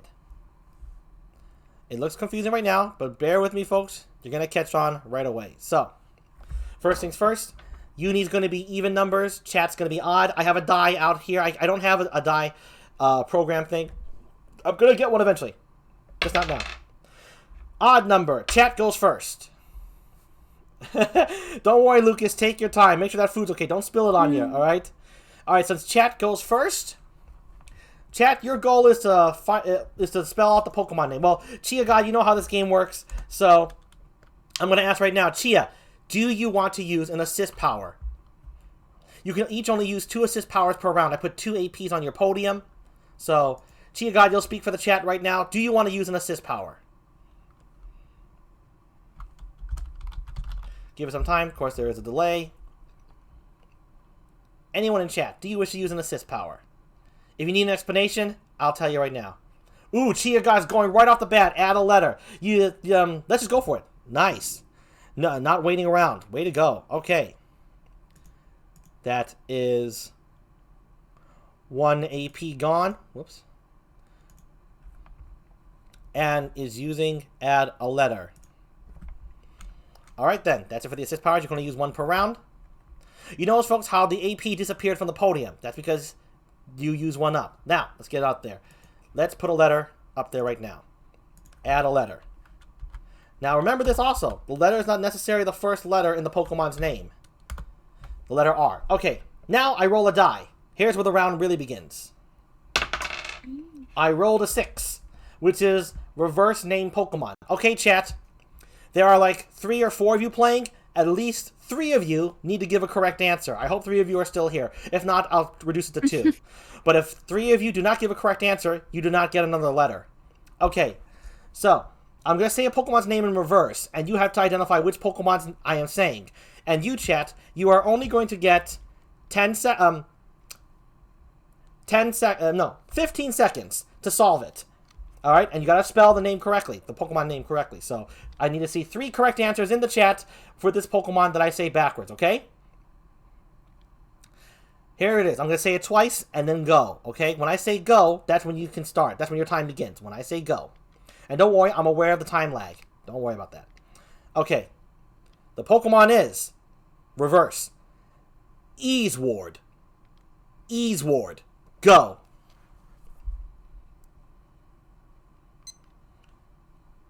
Easeward. 3 correct answers. I need them in the chat. You got 15 seconds.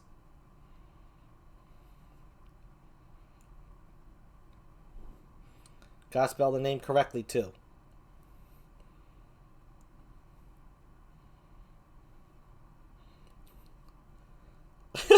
Time's up. I am sorry, chat. You did not spell Drowsy's name correctly. Only Lucas did. I needed 3 correct answers and 3 correct spellings. That is only Lucas got the correct spelling. And as a result, you are forced to not get another letter. So, since it's now the end of your turn, will you solve the Pokemon? Now, do remember this. If you fail to solve the whole Pokemon in question, Uni gets 2 letters during her turn. So... Chat, do you wish to solve the Pokemon? I know it's a given to say no.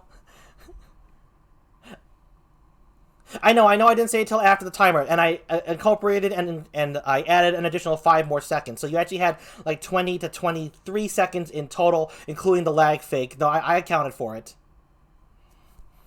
Okay, you're not going to solve the Pokemon? Now we're going right back to Uni's turn. Now, Now, when it goes back to the other person's turn, I automatically add a letter just to keep the game flowing.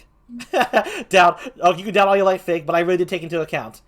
No, I'm on my game as a game host. Don't worry about that. So another letter I am adding to this Pokemon is the letter D. All right, Uni, would you like to use an assist power? You can use 2 per Pokemon, per whole round. What is the bottom one? Take two. Take 2 means, remember how I rolled the die and then they had to guess a Pokemon's name in reverse? If they had gotten that correctly, then a letter would have been added. But take 2 allows me to do it again, and if they guess that question again, then they get to add another letter. So essentially you get the option to add 2 letters if you answer 2 Pokemon trivia correctly. That's what take 2 is. I'd like to do that one. Alright, Uni's up for take 2, and she's taking it away from the board, so the opponent cannot use it. Alright. Hopefully this won't make me look bad if I get them both wrong. It's alright, she's going for take 2, folks. Okay, let's roll that die. It's a 6 again, so Uni, you have to say the Pokemon's name backwards. Now, since you're not the chat, I had to nerf the chat. You just have to say it correctly, the correct Pokemon. You don't have to spell it. Okay. However, you will only have 10 seconds, while the chat had 20 plus. I see. So let me find a Pokemon. Remember, we're only working with Generation 1 here, so... here we go. As soon as I say go, Uni, I will start your timer. I have an off-screen timer, so you don't have to watch. You don't have to really look at anything. Don't worry about that. So, your 10 seconds start as soon as I say go. The Pokemon name backward in question is Risnip. Risnip. Go. Risnip.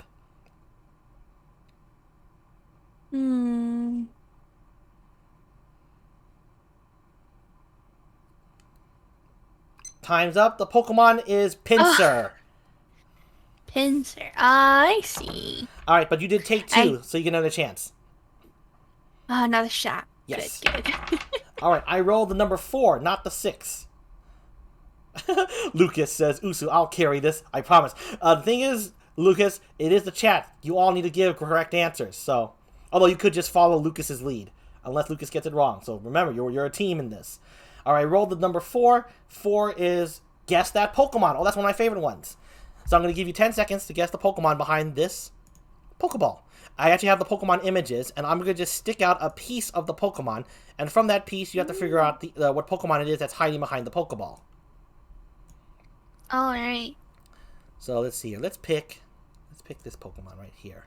Okay, so I know it's a 1 second delay. Alright. Go. 10 seconds. What Pokemon is that hiding behind the Pokeball? I'm trying to remember which one it is.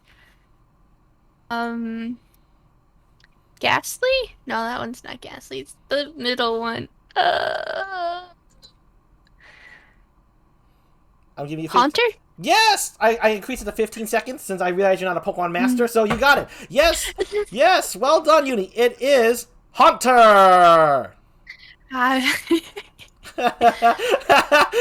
I'm sorry, Fig. I thought Uni knew the first generation a little bit better, so I wanted to give her a little bit. I thought I did. So I'm adjusting on the fly. Yes, you have every right to boo me. Yes. And with that, Uni got another letter. Because she gets her brother, I will add another letter to this Pokemon, and the letter I am adding is the letter O. Now, Uni got that letter on the guess, right? Chat failed because of the spelling of drowsy. Since Uni got that letter on the guess what happens right now? Uni got a point. 1 point for Uni for guessing the letter, for getting the quiz, the trivia correct. Let me tell you this, folks, also. If you dare to solve the Pokemon, whatever letters are remaining, you get a point for each remaining letter and 2 points for solving the Pokemon on top of that. So, that's a reason to go for extra points. Now, Uni, it's the end of your turn. You see the letters up there? That's not necessarily the order of the Pokemon's name, right? The first letter is not necessarily R. It could be, but it probably isn't because I like to mess things around. So, do you want to solve the Pokemon? The penalty if I would gamble and try to solve the Pokemon. Okay, go for it, girl. What is it? What do you think it is? I think it's going to be Doug Trio. Oh, Doug Trio! Folks, is it Doug Trio? It is the Pokemon Doug Trio. I'm going to tell you this right now, folks. One of you is going to be happy. One of you is going to be sad.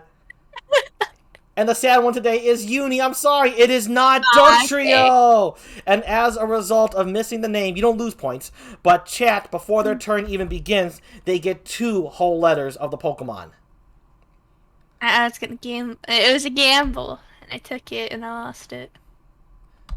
There we go. They got 2 letters. All right, chat. Your turn. Do you want to use an assist power? Yes or no? Uni, that was good. That was a really good guess. I gotta tell you right now. Thank you. Gotta give Uni for going bold with that one, folks. You gotta give it to her for that. So, chat, you want to use an assist power? I think you probably have it figured out at this point. Maybe. Or maybe you don't. And I will alert everyone when all the letters are present. So let me know, chat. You want to use an AP? Yes or no? And by the way, Fig, you rigged that voting system against me. You had people pay up to do more votes. So if we're talking rigged, buddy, ooh. Lucas is going for the solve already. Doesn't even want to use an assist power. You can skip to the solve if you like. Chat, you all good with that? You want to just skip the whole thing and just solve it? Yeah, let's just go with that. Lucas believes it's Dodrio. Do you want to go with that, chat? All I need to see is a show of yeses. I need to see at least 3 yeses. Chia, yep. Fig says yes. And Lucas will also count as the third. Okay. Is the Pokemon in question Dodrio? Well, I gotta tell you this right now. Again, we're gonna have a happy camper and a disappointed camp. It's a guarantee because the Pokemon in question is indeed. Whoa, not Haunted Dodrio. It's Dodrio. Well done, chat. It is indeed Dodrio. And from Dodrio, only another D was missing. So, they solved the Hondrio. Yes, they have solved the Pokemon. It is Dodrio. So, chat solved the Pokemon with 1 letter left to go. That's 1 point. And for solving it, they get 2 points. That's a total of 3 points for chat. We're going for 9. So let's get another Pokemon name up on there, shall we? Not 34, goddammit. Okay, there we go. 3 points for chat, and we're starting over. Everyone gets the APs have replenished. So, those of you who are playing with us for the first time, you get how the game works now.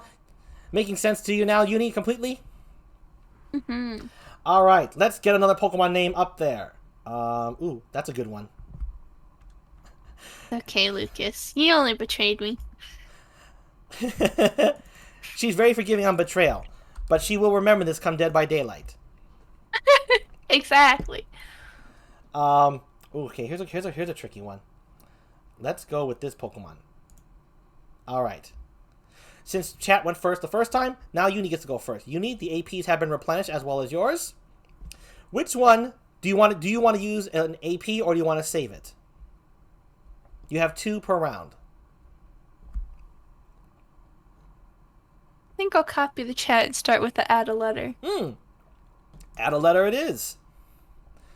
Let's get rid of 1 AP. Get rid of that. The assist powers are gone. She's going to automatically add a letter, and she's going to get to the Pokemon trivia. So let's add a letter right now. The letter is K. K, everyone. It's K. All right. Time to roll the die. Let's see what she gets. Okay, I'm tired of getting that number 6. Can I roll something else? No, not that. Can I roll anything? There we go. A 2. Before or after Pokedex. Oh, that's a tricky one. So what this one is, the way this trivia works is, I'm gonna name a Pokemon, and then I'm gonna give you numbers, and you got to say if this Pokemon is before or after the number I give you on the poster, the order. Like everyone knows, the first Pokemon is Bulbasaur, so that's a given. And then Ivysaur, Venusaur, and so on and so forth. So I'm gonna name a Pokemon, and then I'm gonna say the number, and you have to decide whether it's before or after that number. Alright, you're gonna get the 15 seconds for this. I'm not gonna rig the game. Actually, what rig? Not rig. Fig. That rig before was to balance out your rigging, so it's balanced. 2 cheats make a right. Okay. I see. Okay, let me see which Pokemon. Here we go. Voltorb. Voltorb's your Pokemon. Keep that in mind. 50. Is Voltorb before or after 50? Just think real cautious. You got 15 seconds. Go. It's like a yes or no, but you only have 15. To be honest, I have no clue. So, It is a 50-50 it starts shot. with a V, so I think it's gonna be at the end. So after 50. All right, you made a guess within like 6 seconds. Yes, Voltorb is Pokemon number 100 on the poster. Nice job, Uni. I'm going to add another letter. And the next one I will add is going to be C. So, there we go. And with that, Uni gets another point because she guessed the trivia correctly. So let me Yay! Yeah, another point for Uni. Now, Uni, it's the end of your turn. Would you like to solve the Pokemon? No. She is passing this time. Probably a wide decision, but she is only 1 point behind. Chat, it is your turn. Do you want to use an AP chat? And if so, which one? If you need clarification on what they do, I'll be glad to tell you. I know there's a delay, so do do do do do do do do do do do do do. Last is Mewtwo. Yes, indeed. Actually, it's Mew. Mew's number 151. We're going with 151. I know it was in alphabetical order, but I had no clue, so I had to guess based off something, so I just... that was my guess. Well, it was a good guess. You got it. Well, that, and there's like, what, 100 after 50, but only 49 before 50, so that was the safe guess. True. Oh, no, I'm sorry, Lucas. First letter. Oh, first letter. The way first letter works. Let me tell you how this works now. First letter is a very powerful one in the sense that I will have to give you tell you what the first letter is, but I can only confirm it if the letter is already present. Otherwise, you're just going to waste an AP because it's very powerful to learn the first letter of the Pokemon. With that being said, do you want to take a chance that K or C is indeed the first letter, or choose something else? Wait till there are more letters before using it. So there you go. I just wanted to elaborate on that a little bit more. I had to keep the titles very concise because otherwise it would take up space. Yeah. So Usu says no. Yeah, none of you think C or K is actually the first letter. I will confirm it if it is, but if it's not, like I said, it's wasted. Okay. Do you want to use a different assist power then?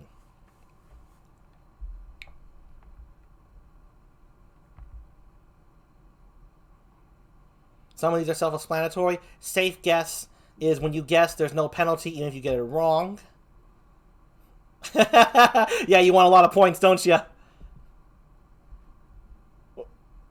Lucas still wants to use first letter. Lucas is feeling bold, but majority of chat is saying no. What was it? No, take the chat's word for it, Lucas. You don't want to use it. Not at this point in the game.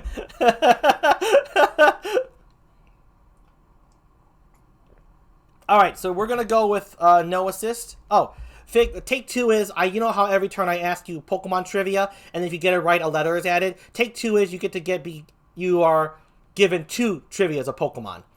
So even if you fail one, you get another chance, or if you succeed in both Pokemon trivias, 2 letters get added. Now that's not 2 points, because you got assist from assist power. You will only get 1 point, but you will get more letters. That's what take 2 is. Uni used that, and she actually got one of them. Only one. I'm just glad it wasn't both. Lucas is pretty sure what the Pokemon is from that. Usu is thinking of... Can I recruit Lucas onto my team? Hold on. You know what? Next round, maybe you can, because Usu's no, you know what? It's Uni versus chat. You can't do it. Okay. Had a try. Usu wants to do safe guess. Crucial wants... Lucas wants to do safe guess. Fig is saying take 2. Oh, there's disorder amongst the chat. Of course. Let's bring it down to a vote, and make the vote only last for about like 30 seconds. Fig, we'll have the whole chat vote on what to go with, and Uni, don't you vote to mess with them, okay? We're gonna choose between take 2 and safe guess. Take 2, safe guess. Those are the 2 we're gonna go with. Bring up the poll. We'll have it decided onto that. And if it's divided 50-50, I'm going to roll a die. In fact, you know what? I'll just do that right now. We're right down the middle. Odds is safe guess. Evens is take 2. So, forget the poll. Sorry about that. Odds. Sorry about the poll, folks. Forget about the poll. It's quicker with the roll. Odds. Safe guess is the winner. Sorry about that, Fig. Sometimes I have to think on the fly. I apologize. Safe guess. Okay, since it's safe guess, the whole round is skipped, and you go right to your guess. Now, take your guess. What Pokemon do you think it is, chat? Now, there are 4 of you playing, last I count. 3 of you have to get it right. And to make it a little trickier, I'm not going to let Lucas go first. The first one who has to make the first guess is going to be Usu. Ah, nice, Usu. Usu says it's Psyduck. Now, the other 3 of the chat can agree or disagree, but there has to be 3 Psyducks for this to count as a legitimate answer.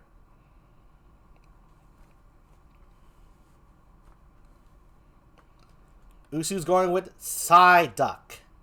Chat, do you agree? Chia God is going with Psyduck. Oh, looks like safe guess won the bet anyway. Lucas, you good with Psyduck?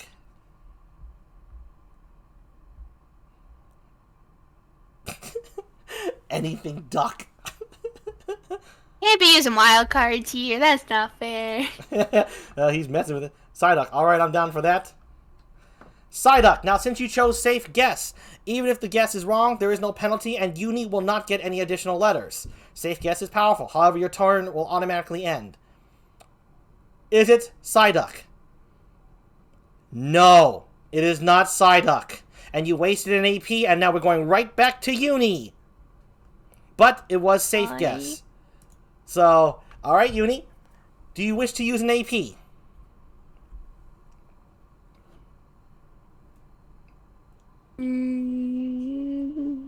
No.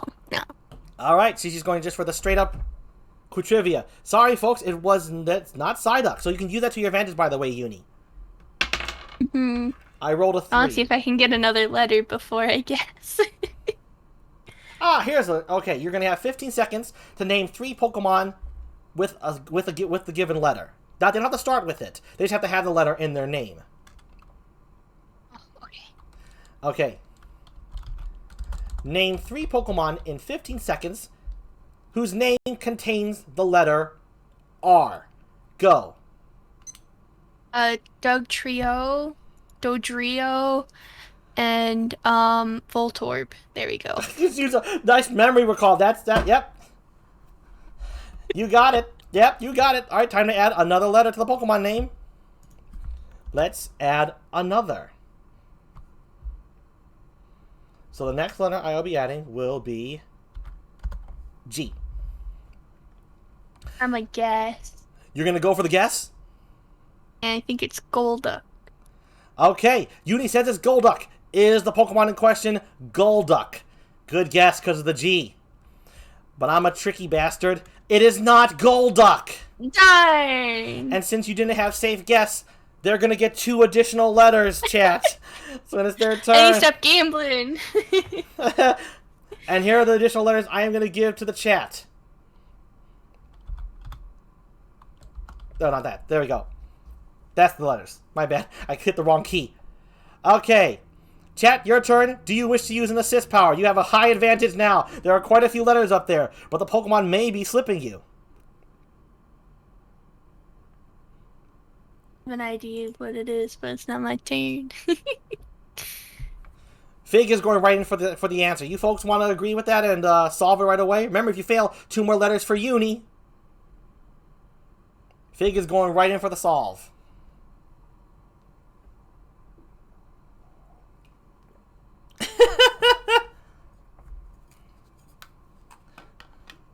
Chat's going for the solve. They're saying it's Lickitung. Licky licky.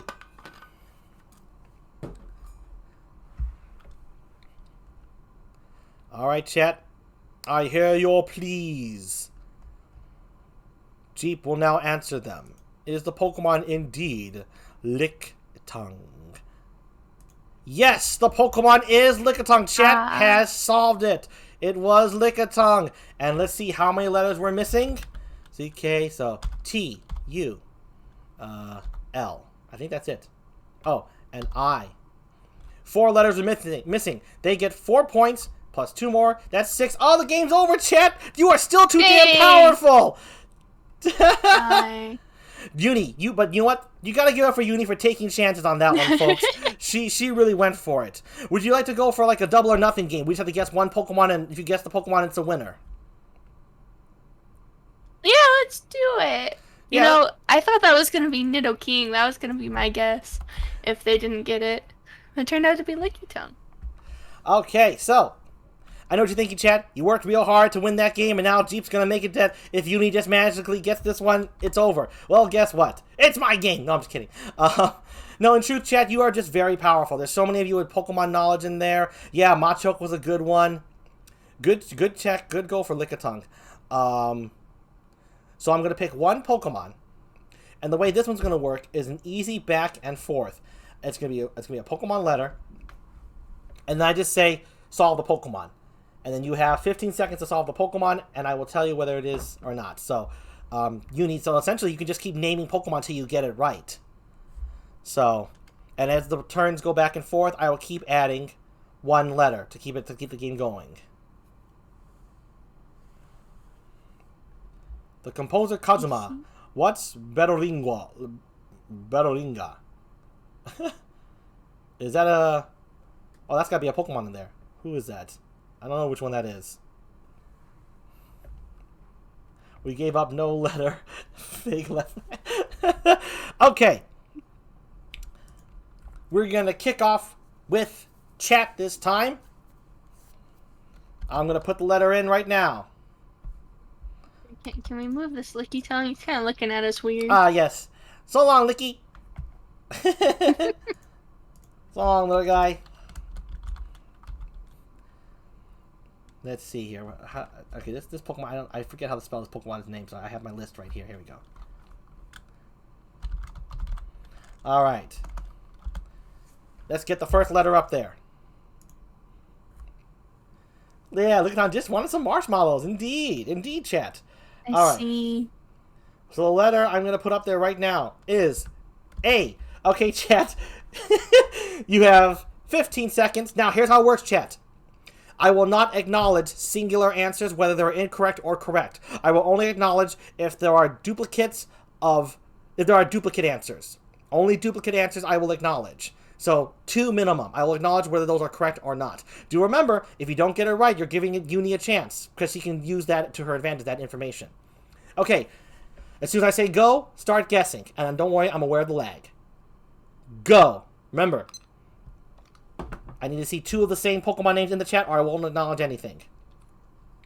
Fig's going with Abra. I gotta have another Abra. I need another Abra. Abra. You folks want to go with Abra? Okay, Chia has had 2 Abras. That's 1 Pokemon down right there. There are 2 others in the chat. You can add another Pokemon if you like. Someone think about that right now. You got 15 seconds. 15 seconds to do this right now. 15 seconds. I take the lag into account. Do I have another Pokemon? We're sticking with Abra. Looks like sticking Abra. Going once. Going twice. Going thrice. Chat did not finish in time. Your 15 seconds are up. Usu said Magmar. I will not acknowledge whether Magmar is correct or incorrect, but I will let you know about Abra. Oh, I'm sorry, Lucas. We're only playing Generation 1. Ampharos is 2nd generation. Of course, you're just punking us. Okay, that was a punk. That was. Nice. Nice punk. Okay. Is Abra the Pokemon? Did chat get it on the first shot, taking away Uni's chance at redemption of a win? No, it is not Abra. So, let's go back to Uni, and I'll add another letter. Uni, you have 15 seconds. Any Pokemon you guess counts. Okay? And I'll just tell you if you get it or not. Alright? Okay. Here we go. 15 seconds. What Pokemon has the letter A and N in it? Be careful what you say because chat could use it, so. Do I get 1 guess or multiple? You'll get 3 guesses. And it's up to you whether you want to use up all of them. So I'll start your timer over again. Okay. Go ahead.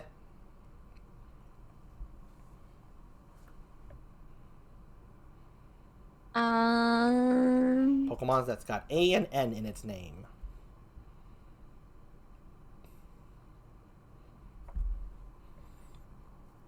Uni chose to be silent. Her time is up. But that kind of could help her. No, that could help her because another letter is going to come along. And unless chat can guess it, that's another letter for you. I only get 3 guesses. I don't want to spend them with only 2 letters. Well, don't worry. You get 3 guesses during that turn. When it comes back to your turn, you get 3 guesses again. Okay. My bad. Would you like to go again with knowing that knowledge, or should we just keep go to the chat? Now we can continue. Okay, I'm adding another letter, folks. Next letter I am going to add is G. All right, chat. The same rules apply. I need to see duplicates. What Pokemon has A, N, and G in its name? Go. Oop. No, we don't have any duplicates there. Only singulars.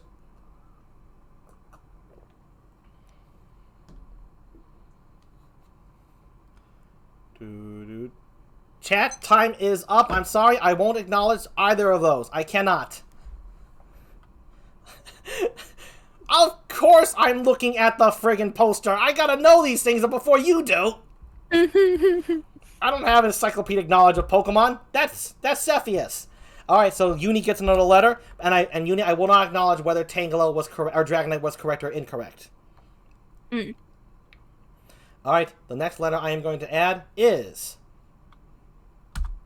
another N. Alright, Uni, you get 15 seconds. You can think of 3 Pokemon if you like. But remember, they can use that to their advantage if you're wrong. Here we go. Go ahead, 15 seconds, go. My Pokemon knowledge only goes so far. I'm gonna guess. I think Genghis-Khan has all those letters, right? That's my guess. Yeah, Kangaskhan? Or, yeah. Yeah. Kangaskhan. Okay, Kangaskhan does indeed have all those letters, but so does Dragonite. So, you guessed Kangaskhan, and you just stopped at your 15 seconds. So, folks, Uni is guessing Kangaskhan. I won't waste your time. Is it indeed Kangaskhan? Let me tell you this right now. It is Kangaskhan! It is Kangaskhan! Uni wins! Uni came back! She triumphed! Oh, look like your tongue's still hanging around. Let me turn that off. Congratulations, Uni! The Pokemon was... Holy crap! Holy... Her guessing really paid off in the end. Rigged! Right. You guys didn't get it right anyways. Quiet, Fig. Fig's calling it a rigged game. Congratulations, Uni. Well freaking done, girl. I brought it back. I did not expect that. Uni is tonight's winner, folks. Fig's not surrendering his rigged opinion. Look, Fig, the only thing that's rigged in terms of Uni is her model. Got me there. Oh, yeah, only has 1. Yeah, That's right. That's right, not Dragonite. My mistake. I thought that Dragonite had 2. I was thinking Dragon at Night. My mistake. You're right, Usu. Thank you. Angie Cryptid. I'm sorry.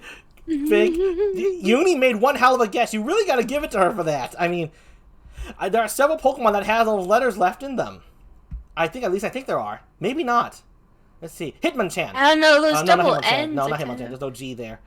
Oh, I'm trying to think. Maybe I should add another A to make it seem like it was still Tangela. That probably would have been better.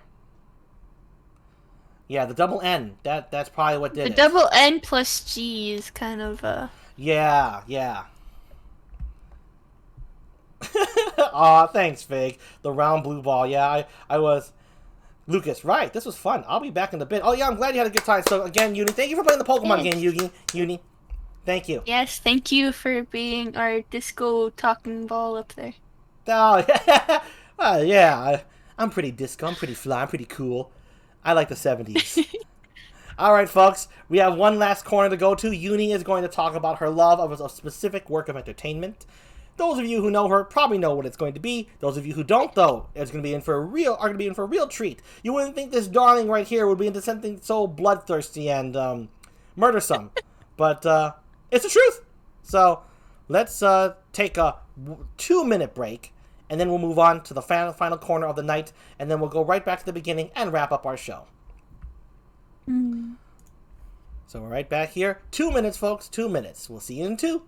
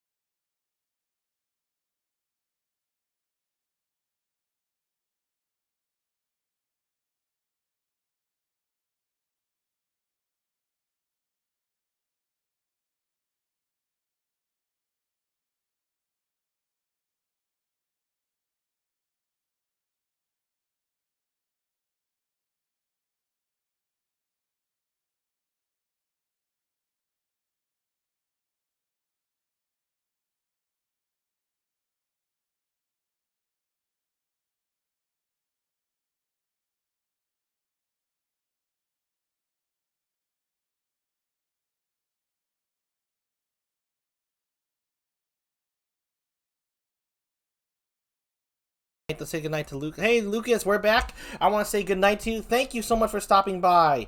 Give it up for Lucas here, Crusoe Twins. I'm glad you had a good time. Thanks for watching. All right, you clean up your kitchen, Lucas. Make it nice and sparkly, spiff, and shiny. You take care of yourself, okay? Thank you so much for coming. Thank you. You have a good night, Lucas. All right, folks, we are back. We are going to move on to our final segment. Let's bring it up. Let's go. Junk and Jung. That's another thing that I will say a lot from Keon. Jajang. Or remember? Do you remember? Janga janga jang jang janga janga jang jang. Yeah. You remember that? Okay, so we're not here to celebrate Keon, although that one will be worthy of celebration. We're doing a different one here, folks. Uni has played it before. She's killed certain Figaros before. Yes, we are talking about the one, the only. Whoops, not that. That's the wrong one. The one. Forgive me. Technical difficulties. The one, the only. Dead by Daylight. That's what we're here to celebrate, appreciate the wonders of this. Uni, kick us off. How did you first encounter this game? And when did it not so much hook you, right? It's the not hook you. I see what you did there. Yeah, I learned from the master. I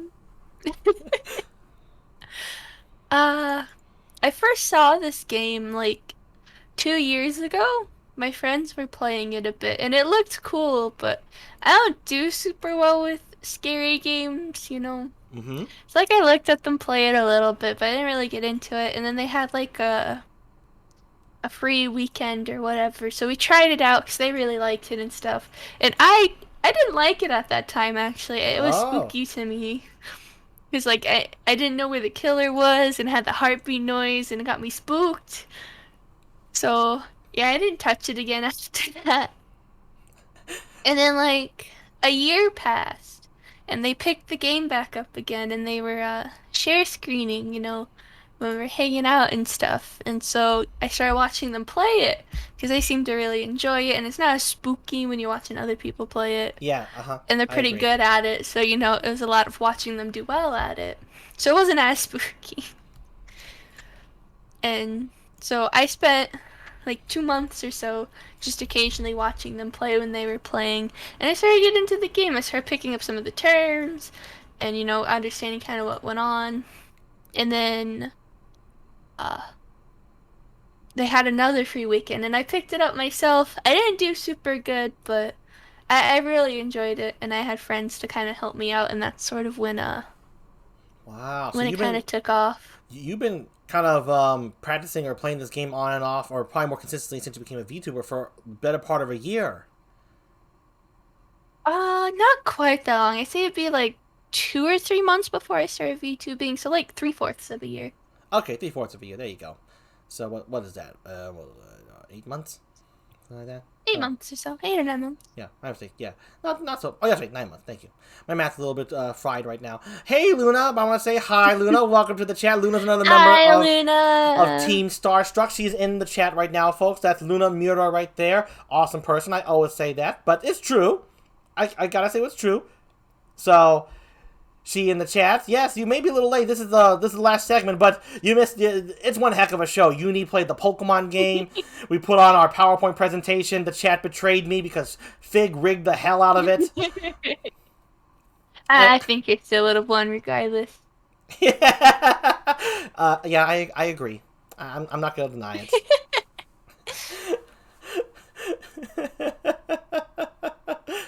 Yes, Usu's here, the lovely Usu, who just recently... I'll take that at the end of the show, but yeah, folks, Usu just became a VTuber herself.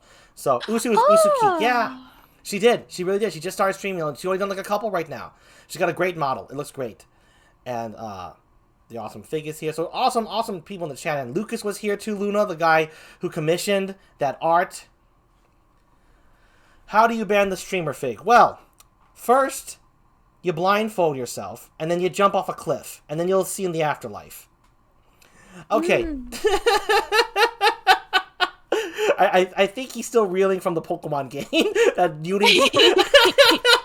Uni's miraculous comeback, the Uni comeback of the century.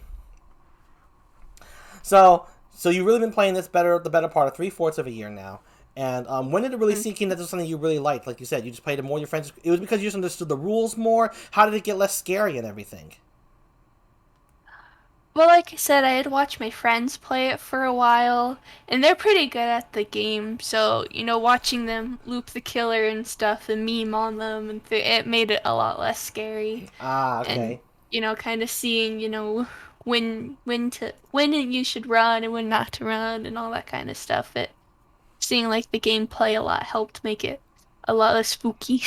I gotcha. Getting more familiar with it just lessen the horror factor.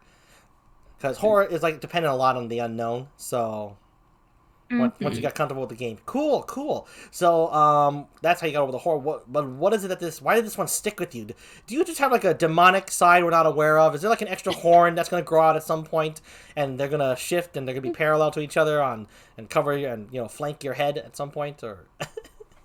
I guess it might be a bit hard to tell from my stream because I normally stream killer because I'm playing by myself, and solo queuing as a survivor isn't always a great experience, but I'm actually a survivor main. I play more survivor than I do killer. Oh, okay. But you play such a good Because I killer. normally play with friends. I play well for the rank I'm in, I gotcha.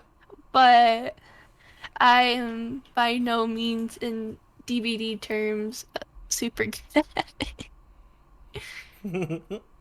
I hear you. Because there are players that dedicate a lot of time to this game. So, like, the big names and stuff have like 4,000 hours plus, Sure. up to like 6,000 hours plus, which is a lot of game time. Well, they're the ones who, if you can mark as truly obsessed with the game, Uni, you're just along for the good ride. Mm-hmm. I'm gonna acknowledge chat a bit here. That joke almost killed me. Oh my god! What do you mean by Sumio might hear about this? I always compliment Sumio. I compliment. Is it to do with the compliments? It's because I forgot my compliment. This is what happens when I compliment too many of my friends. The one that gets left out is gonna peed off. Okay. I love Sumio, but he's asleep right now. That's why I didn't have to bring it up. Uh-oh, that makes you seem like a total dickhead. No, I'm just playing around. Uni 6.66, I see. But Uni just acknowledged that she plays mostly as a survivors. So, so in general, this just got fun to you because you just played with friends and no other reason than that. Just simple as that. Well, that was just kind of how I mainly got into it, but the reason why I enjoy it a lot is because, as a survivor and stuff, it's a team effort to try to, Yes. get all the objectives done and, work together. And if you're playing with friends, to, like, communicate and stuff. Or even if you're solo queuing, finding ways to communicate without being able to actually speak to each other. Right. And the teamwork aspect, I enjoy that a lot. As well as, personally trying to, like, outsmart the killer, outloop them, trying to buy time and stuff for others. It's a lot of fun. It is. It's a lot of fun to watch, too. I mean, I don't know if you all saw it, but I saw the game. I was present for that game because I was during Uni's 6-month celebration, where she managed to 4K 2 sets of groups. Now, granted, they were noobish. They were noobish. The rank reset had just happened, so it pushed me down into, like, the baby rank with people who are, like, starting the game. Yep, but everyone starts from somewhere, and nevertheless, it's not easy to 4K. Some of them had a relative idea of what to do, right? Like, they knew to throw down the boards and stuff like that. And I didn't realize that character you played with the hatchet doesn't lose momentum after she throws it, so that's what's kind of deadly about that. She keeps moving. She does a little bit, but Oh, I missed that. But, yeah, she definitely does a little bit, but if you're able to hit someone with a hatchet, you lose less momentum than if you were to, like, swing at them. Yeah. So being able to nail your hatches is very important for Huntress. But if you look at, like, high-level Huntresses, they're able to, like, snipe people from across the map because they can predict where people are gonna go. Like, someone will finish a gen, and they're able to figure out, like, oh, they're probably gonna go towards this, like, area to try to hide behind stuff, and, like, they, like, picture it in their head how fast they would be running and stuff, and they're able to predict them and snipe. It's crazy. Wow. Like, yeah. High-level Huntress mains are a different breed. Well, they have to be, because if it's doing the matchmaking, then they're going to be fighting survivors of that breed, right? Who are trying to outpredict each other. According to Luna, Uni was a very patient Dead by Daylight teacher. I'm glad you felt that way. I definitely try to be, because I know there's a lot, especially if you're playing with someone else and they pull you into with people who have played the game a while, because then they have like, perks and stuff, and you kind of have to know what's going on. So there's definitely a decent learning curve for DBD, just trying to learn all the information you kind of need to know. Indeed. And Chia God says that the atmosphere is well done, so that's real cool. Oh, by the way, for the folks who don't really know Dead by Daylight, Uni, explain to them how the game works. Oh, yeah. I kind of skipped over that. That's okay, we can jump into the middle. Oh, good. DVD is an asymmetrical horror semi-survival game. So there's like the survivor side and then the killer side. So a game consists of 4 survivors and 1 killer. The survivor side is trying to complete their objectives and escape before they all die, and the killer is trying to complete his objective, which is to sacrifice all of the survivors to the entity. There you have it, folks. And the way you escape, I remember, is like you have to go through doors, you have to start up generators to like open a door, and the sacrificing is not as clear as it seems, but yeah, Uni gave a great summary of it. So, Dead by Daylight. What else do you want to add on Dead by Daylight, Uni? Any like fun experiences that you've had with it? Like whoa, that just happened kind of thing that stand out in your mind? I'm trying to think of stuff that you don't have to like know the game for it to be. Oh no! There's like throw in some nuances. Go ahead, throw in the ones that you have to know the game. Just throw it in there. People who know the game will be glad to hear what happened. When they updated, they have like a farm map, and it had like a big farmhouse, and they updated how it looked. And so people were playing on it on their like test build thing that they put up every now and then. And so they had someone playing as like Amanda, the pig, and she can like do like a lunge kind of thing. And there's like the floor had a weird uneven part, so she was able to launch herself upwards, and then like, cause she crouches, so was able to just sit inside the window, which you're not supposed to be able to do. And it was just a very funny thing, cause then she could also crouch and lunge from in the window, and it was just a very funny bug that they patched out. So she like lunge on top of survivors or something like that, or right? She was able to like go from inside the window, which you're normally supposed to be able to like vault over. Yeah. It's supposed to be like part of the wall. And she was able to just kind of sit in it and look at people and attack from there. Why? So essentially, because normally survivors can hop through the windows, but she was like essentially blocking that one, goaling the window. Like stuck inside the window, yeah. And she can still attack while inside the window. Oh, that's hilarious. That happened to you? You saw that happen while you played the game, or just something you just heard about or read about?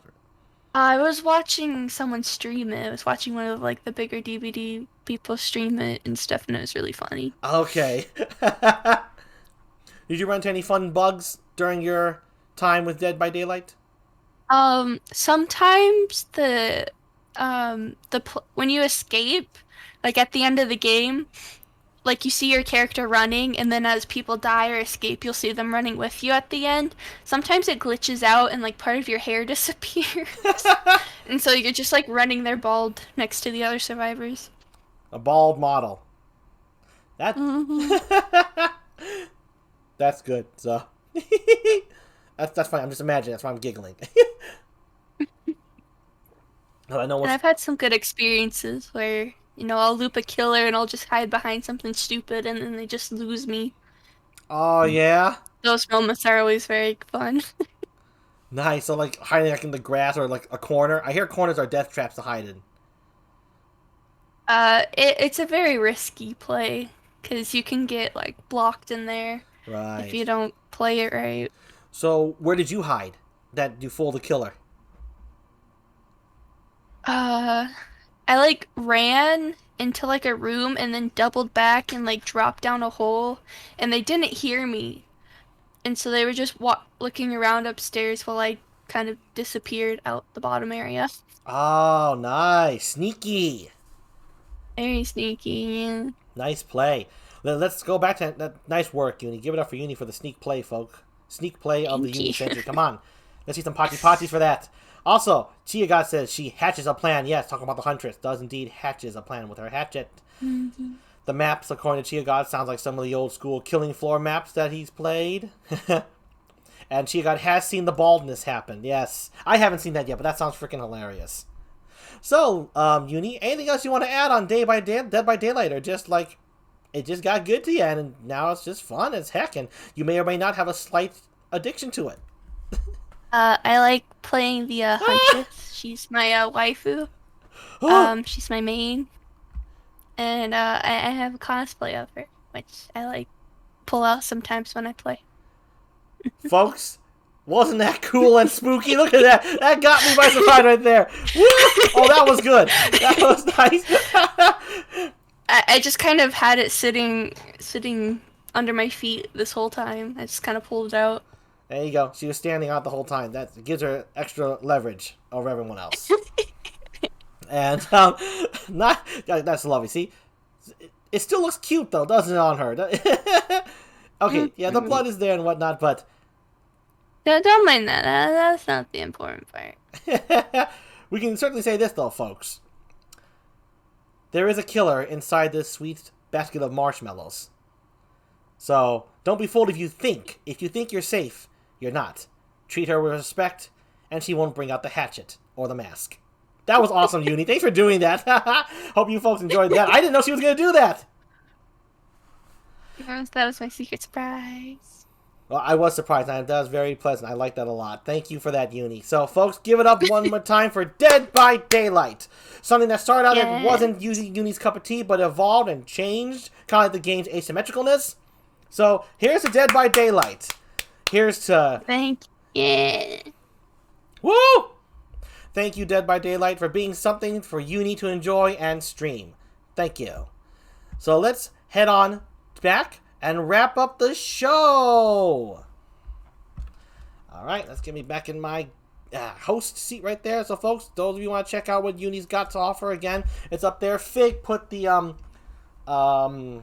links in the beginning, but of course, any new people coming won't be able to see that. That's the way Twitch works. It's kind of irritating. YouTube, of course, you can see everything in the past. Thank you, Pachi. Thank you, Chia God. Always a great support to have you here. So, before we wrap up the show, I always like to promote my upcoming guests for next week Friday. So let's get to that right now. My next guest for next Friday may or may not have been someone who wants to get some revenge of Pokemon-ness on a certain Uni-ness. That's right, folks. My next guest for June the 25th, Friday, 6 p.m. PST time, or PDT, whatever you like. I'm familiar with PST. That's why I use the S. Kinnear Fig. Yeah. Fig says not against Uni, against GEEP. Yes, thank you. Okay, I got that correct now. Okay, Fig wants his revenge against me. I can deal with that. I'm definitely someone worthy of taking revenge out on. So yes, folks, Fig is the next guest. This has a long time coming. I've known him for a while. As far as my VTubing career is concerned, he's a wonderful guy. Very supportive. Gives a lot. Gives a damn. You know what you've agreed to, Fig. You're coming on the show. He said he. You've agreed to a lot of fun. Yeah, thank you, Uni. Yeah, that's exactly what you've agreed to, Fig. You heard it right from Uni, right here, the comeback Pokemon champion. So, yes, I'll give you a quick story right now. Fig and I, we knew each other through Luna, and I asked him, I don't know, about maybe over a month ago if he wanted to be a guest. I might have asked him on stream, as a matter of fact, and he said definitely, but not until he debuted. Well, he debuted, and a week later, I asked him, and he's like, okay, it's time. I'm like, Fig, you said till you debuted? Till you debuted? The show will be configured to be fun. Ah, yes. Thank you, Chia God, for putting in the Fig puns. So, yes, there you go, folks. Tune in on that day, next Friday, June the 25th, so on and so forth. And those are ribbons on him, for those who don't know. Yes, thank you, Fig. I thought I did ask you on stream. I'm pretty much, it was like during the Left 4 Dead game, I believe, when we played with Mori. Anyway, so that's next week's guest, but forget about him for now. Let's talk about today's guest. Don't worry, folks. I know Fig. And he knows me. That's why we mess around with each other. So, Uni, before we wrap up today, to my regular viewers here, is there anything interesting you have coming up that you would like to relay to the chat? I'm going to be re-debuting my as a 2.0 model. Woo! Yeah, so it'll be the same design, but the art will be updated slightly, and I'll have better muscles, which does not mean bigger muscles. and then after that, I'll be doing my Sprinkle Pick week. Ooh, Where, yes. yeah, that'll be fun. It'll be a week where I'll have a different theme every day, and there'll be a poll of different games that fit that theme, and you guys get to choose what I stream from those games. So that'll be a lot of fun. That's exciting, folks. That I liked when she brought that one up. That one's very cool. Sprinkle Pick Week. It's just what it sounds like. Sprinkles are her fans, and they're gonna pick what game to play to fit the theme every single week. One for each day of the week. So that's gonna be 7 different themes. I got that right? Yeah, normally I do it once per week. It's normally Sprinkle Pick Saturday, but we're gonna do a whole week to celebrate 25 weeks. Nice. That's what it was in celebration of. So there you are, folks. If you want to join in on the fun and have your say in what she's going to be streaming and the theme of the upcoming Sprinkle Pick Week, please tune in on that after she debuts with her 2.0 model. Not with bigger bulging muscles, but with, you get the idea. So, with that being done and said, let's give another round of applause for our awesome guest tonight. My awesome, the wonderful, the beautiful, the very funny, the very good on improv, the Pokemon champion of the night, thanks to a little bit of rigging here and there, Uni. FUWAKO Yuni. Come on. One last round of applause. Thank you so much for coming on the show, Uni. Thank you.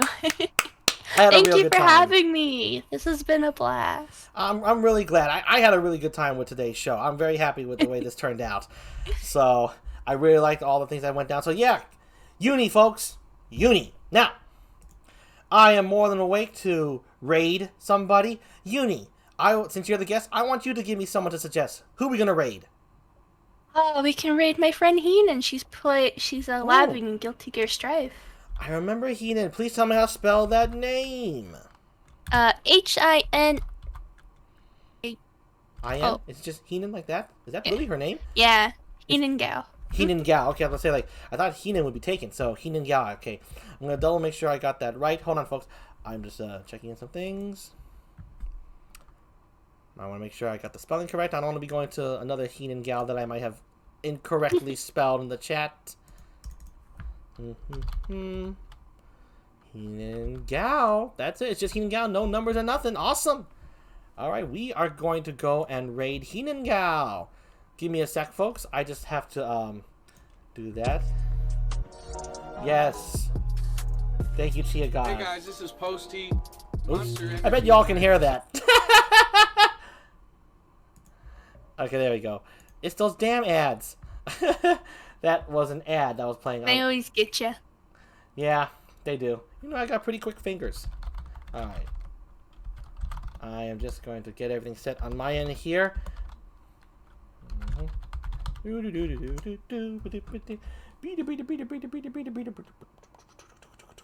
I'm filling in the blank space. I'm filling in the dead air space.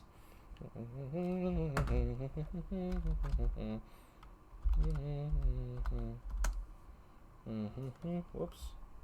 Wait, did that work? Got it, right? Yeah. Lovely, lovely, lovely, lovely, lovely. Okay, folks, so we are going to raid Heenan Gao. Let's see, what do we want to have in the chat? Let's get those be cool, stay sharp emotes ready. And the bee capybara. Get the bee capybara because the bee did provide us with some good entertainment with those damn pictures. Those darn mystifying... I think he set you up, but... he tried to be fair, but I think he's in favor of Uni. So let's get that raid going. So we're going to have our exactly fig. We're going to get it. So I do want to see some bees in there. So let's get them emotes ready. I'll take care of the bee capybara. So let's get set, folks. All right. And of course, as I always say at the end of my shows, everybody, stay cool, stay sharp, like the emote says. And GEEP and Uni out! Bye! Ooh.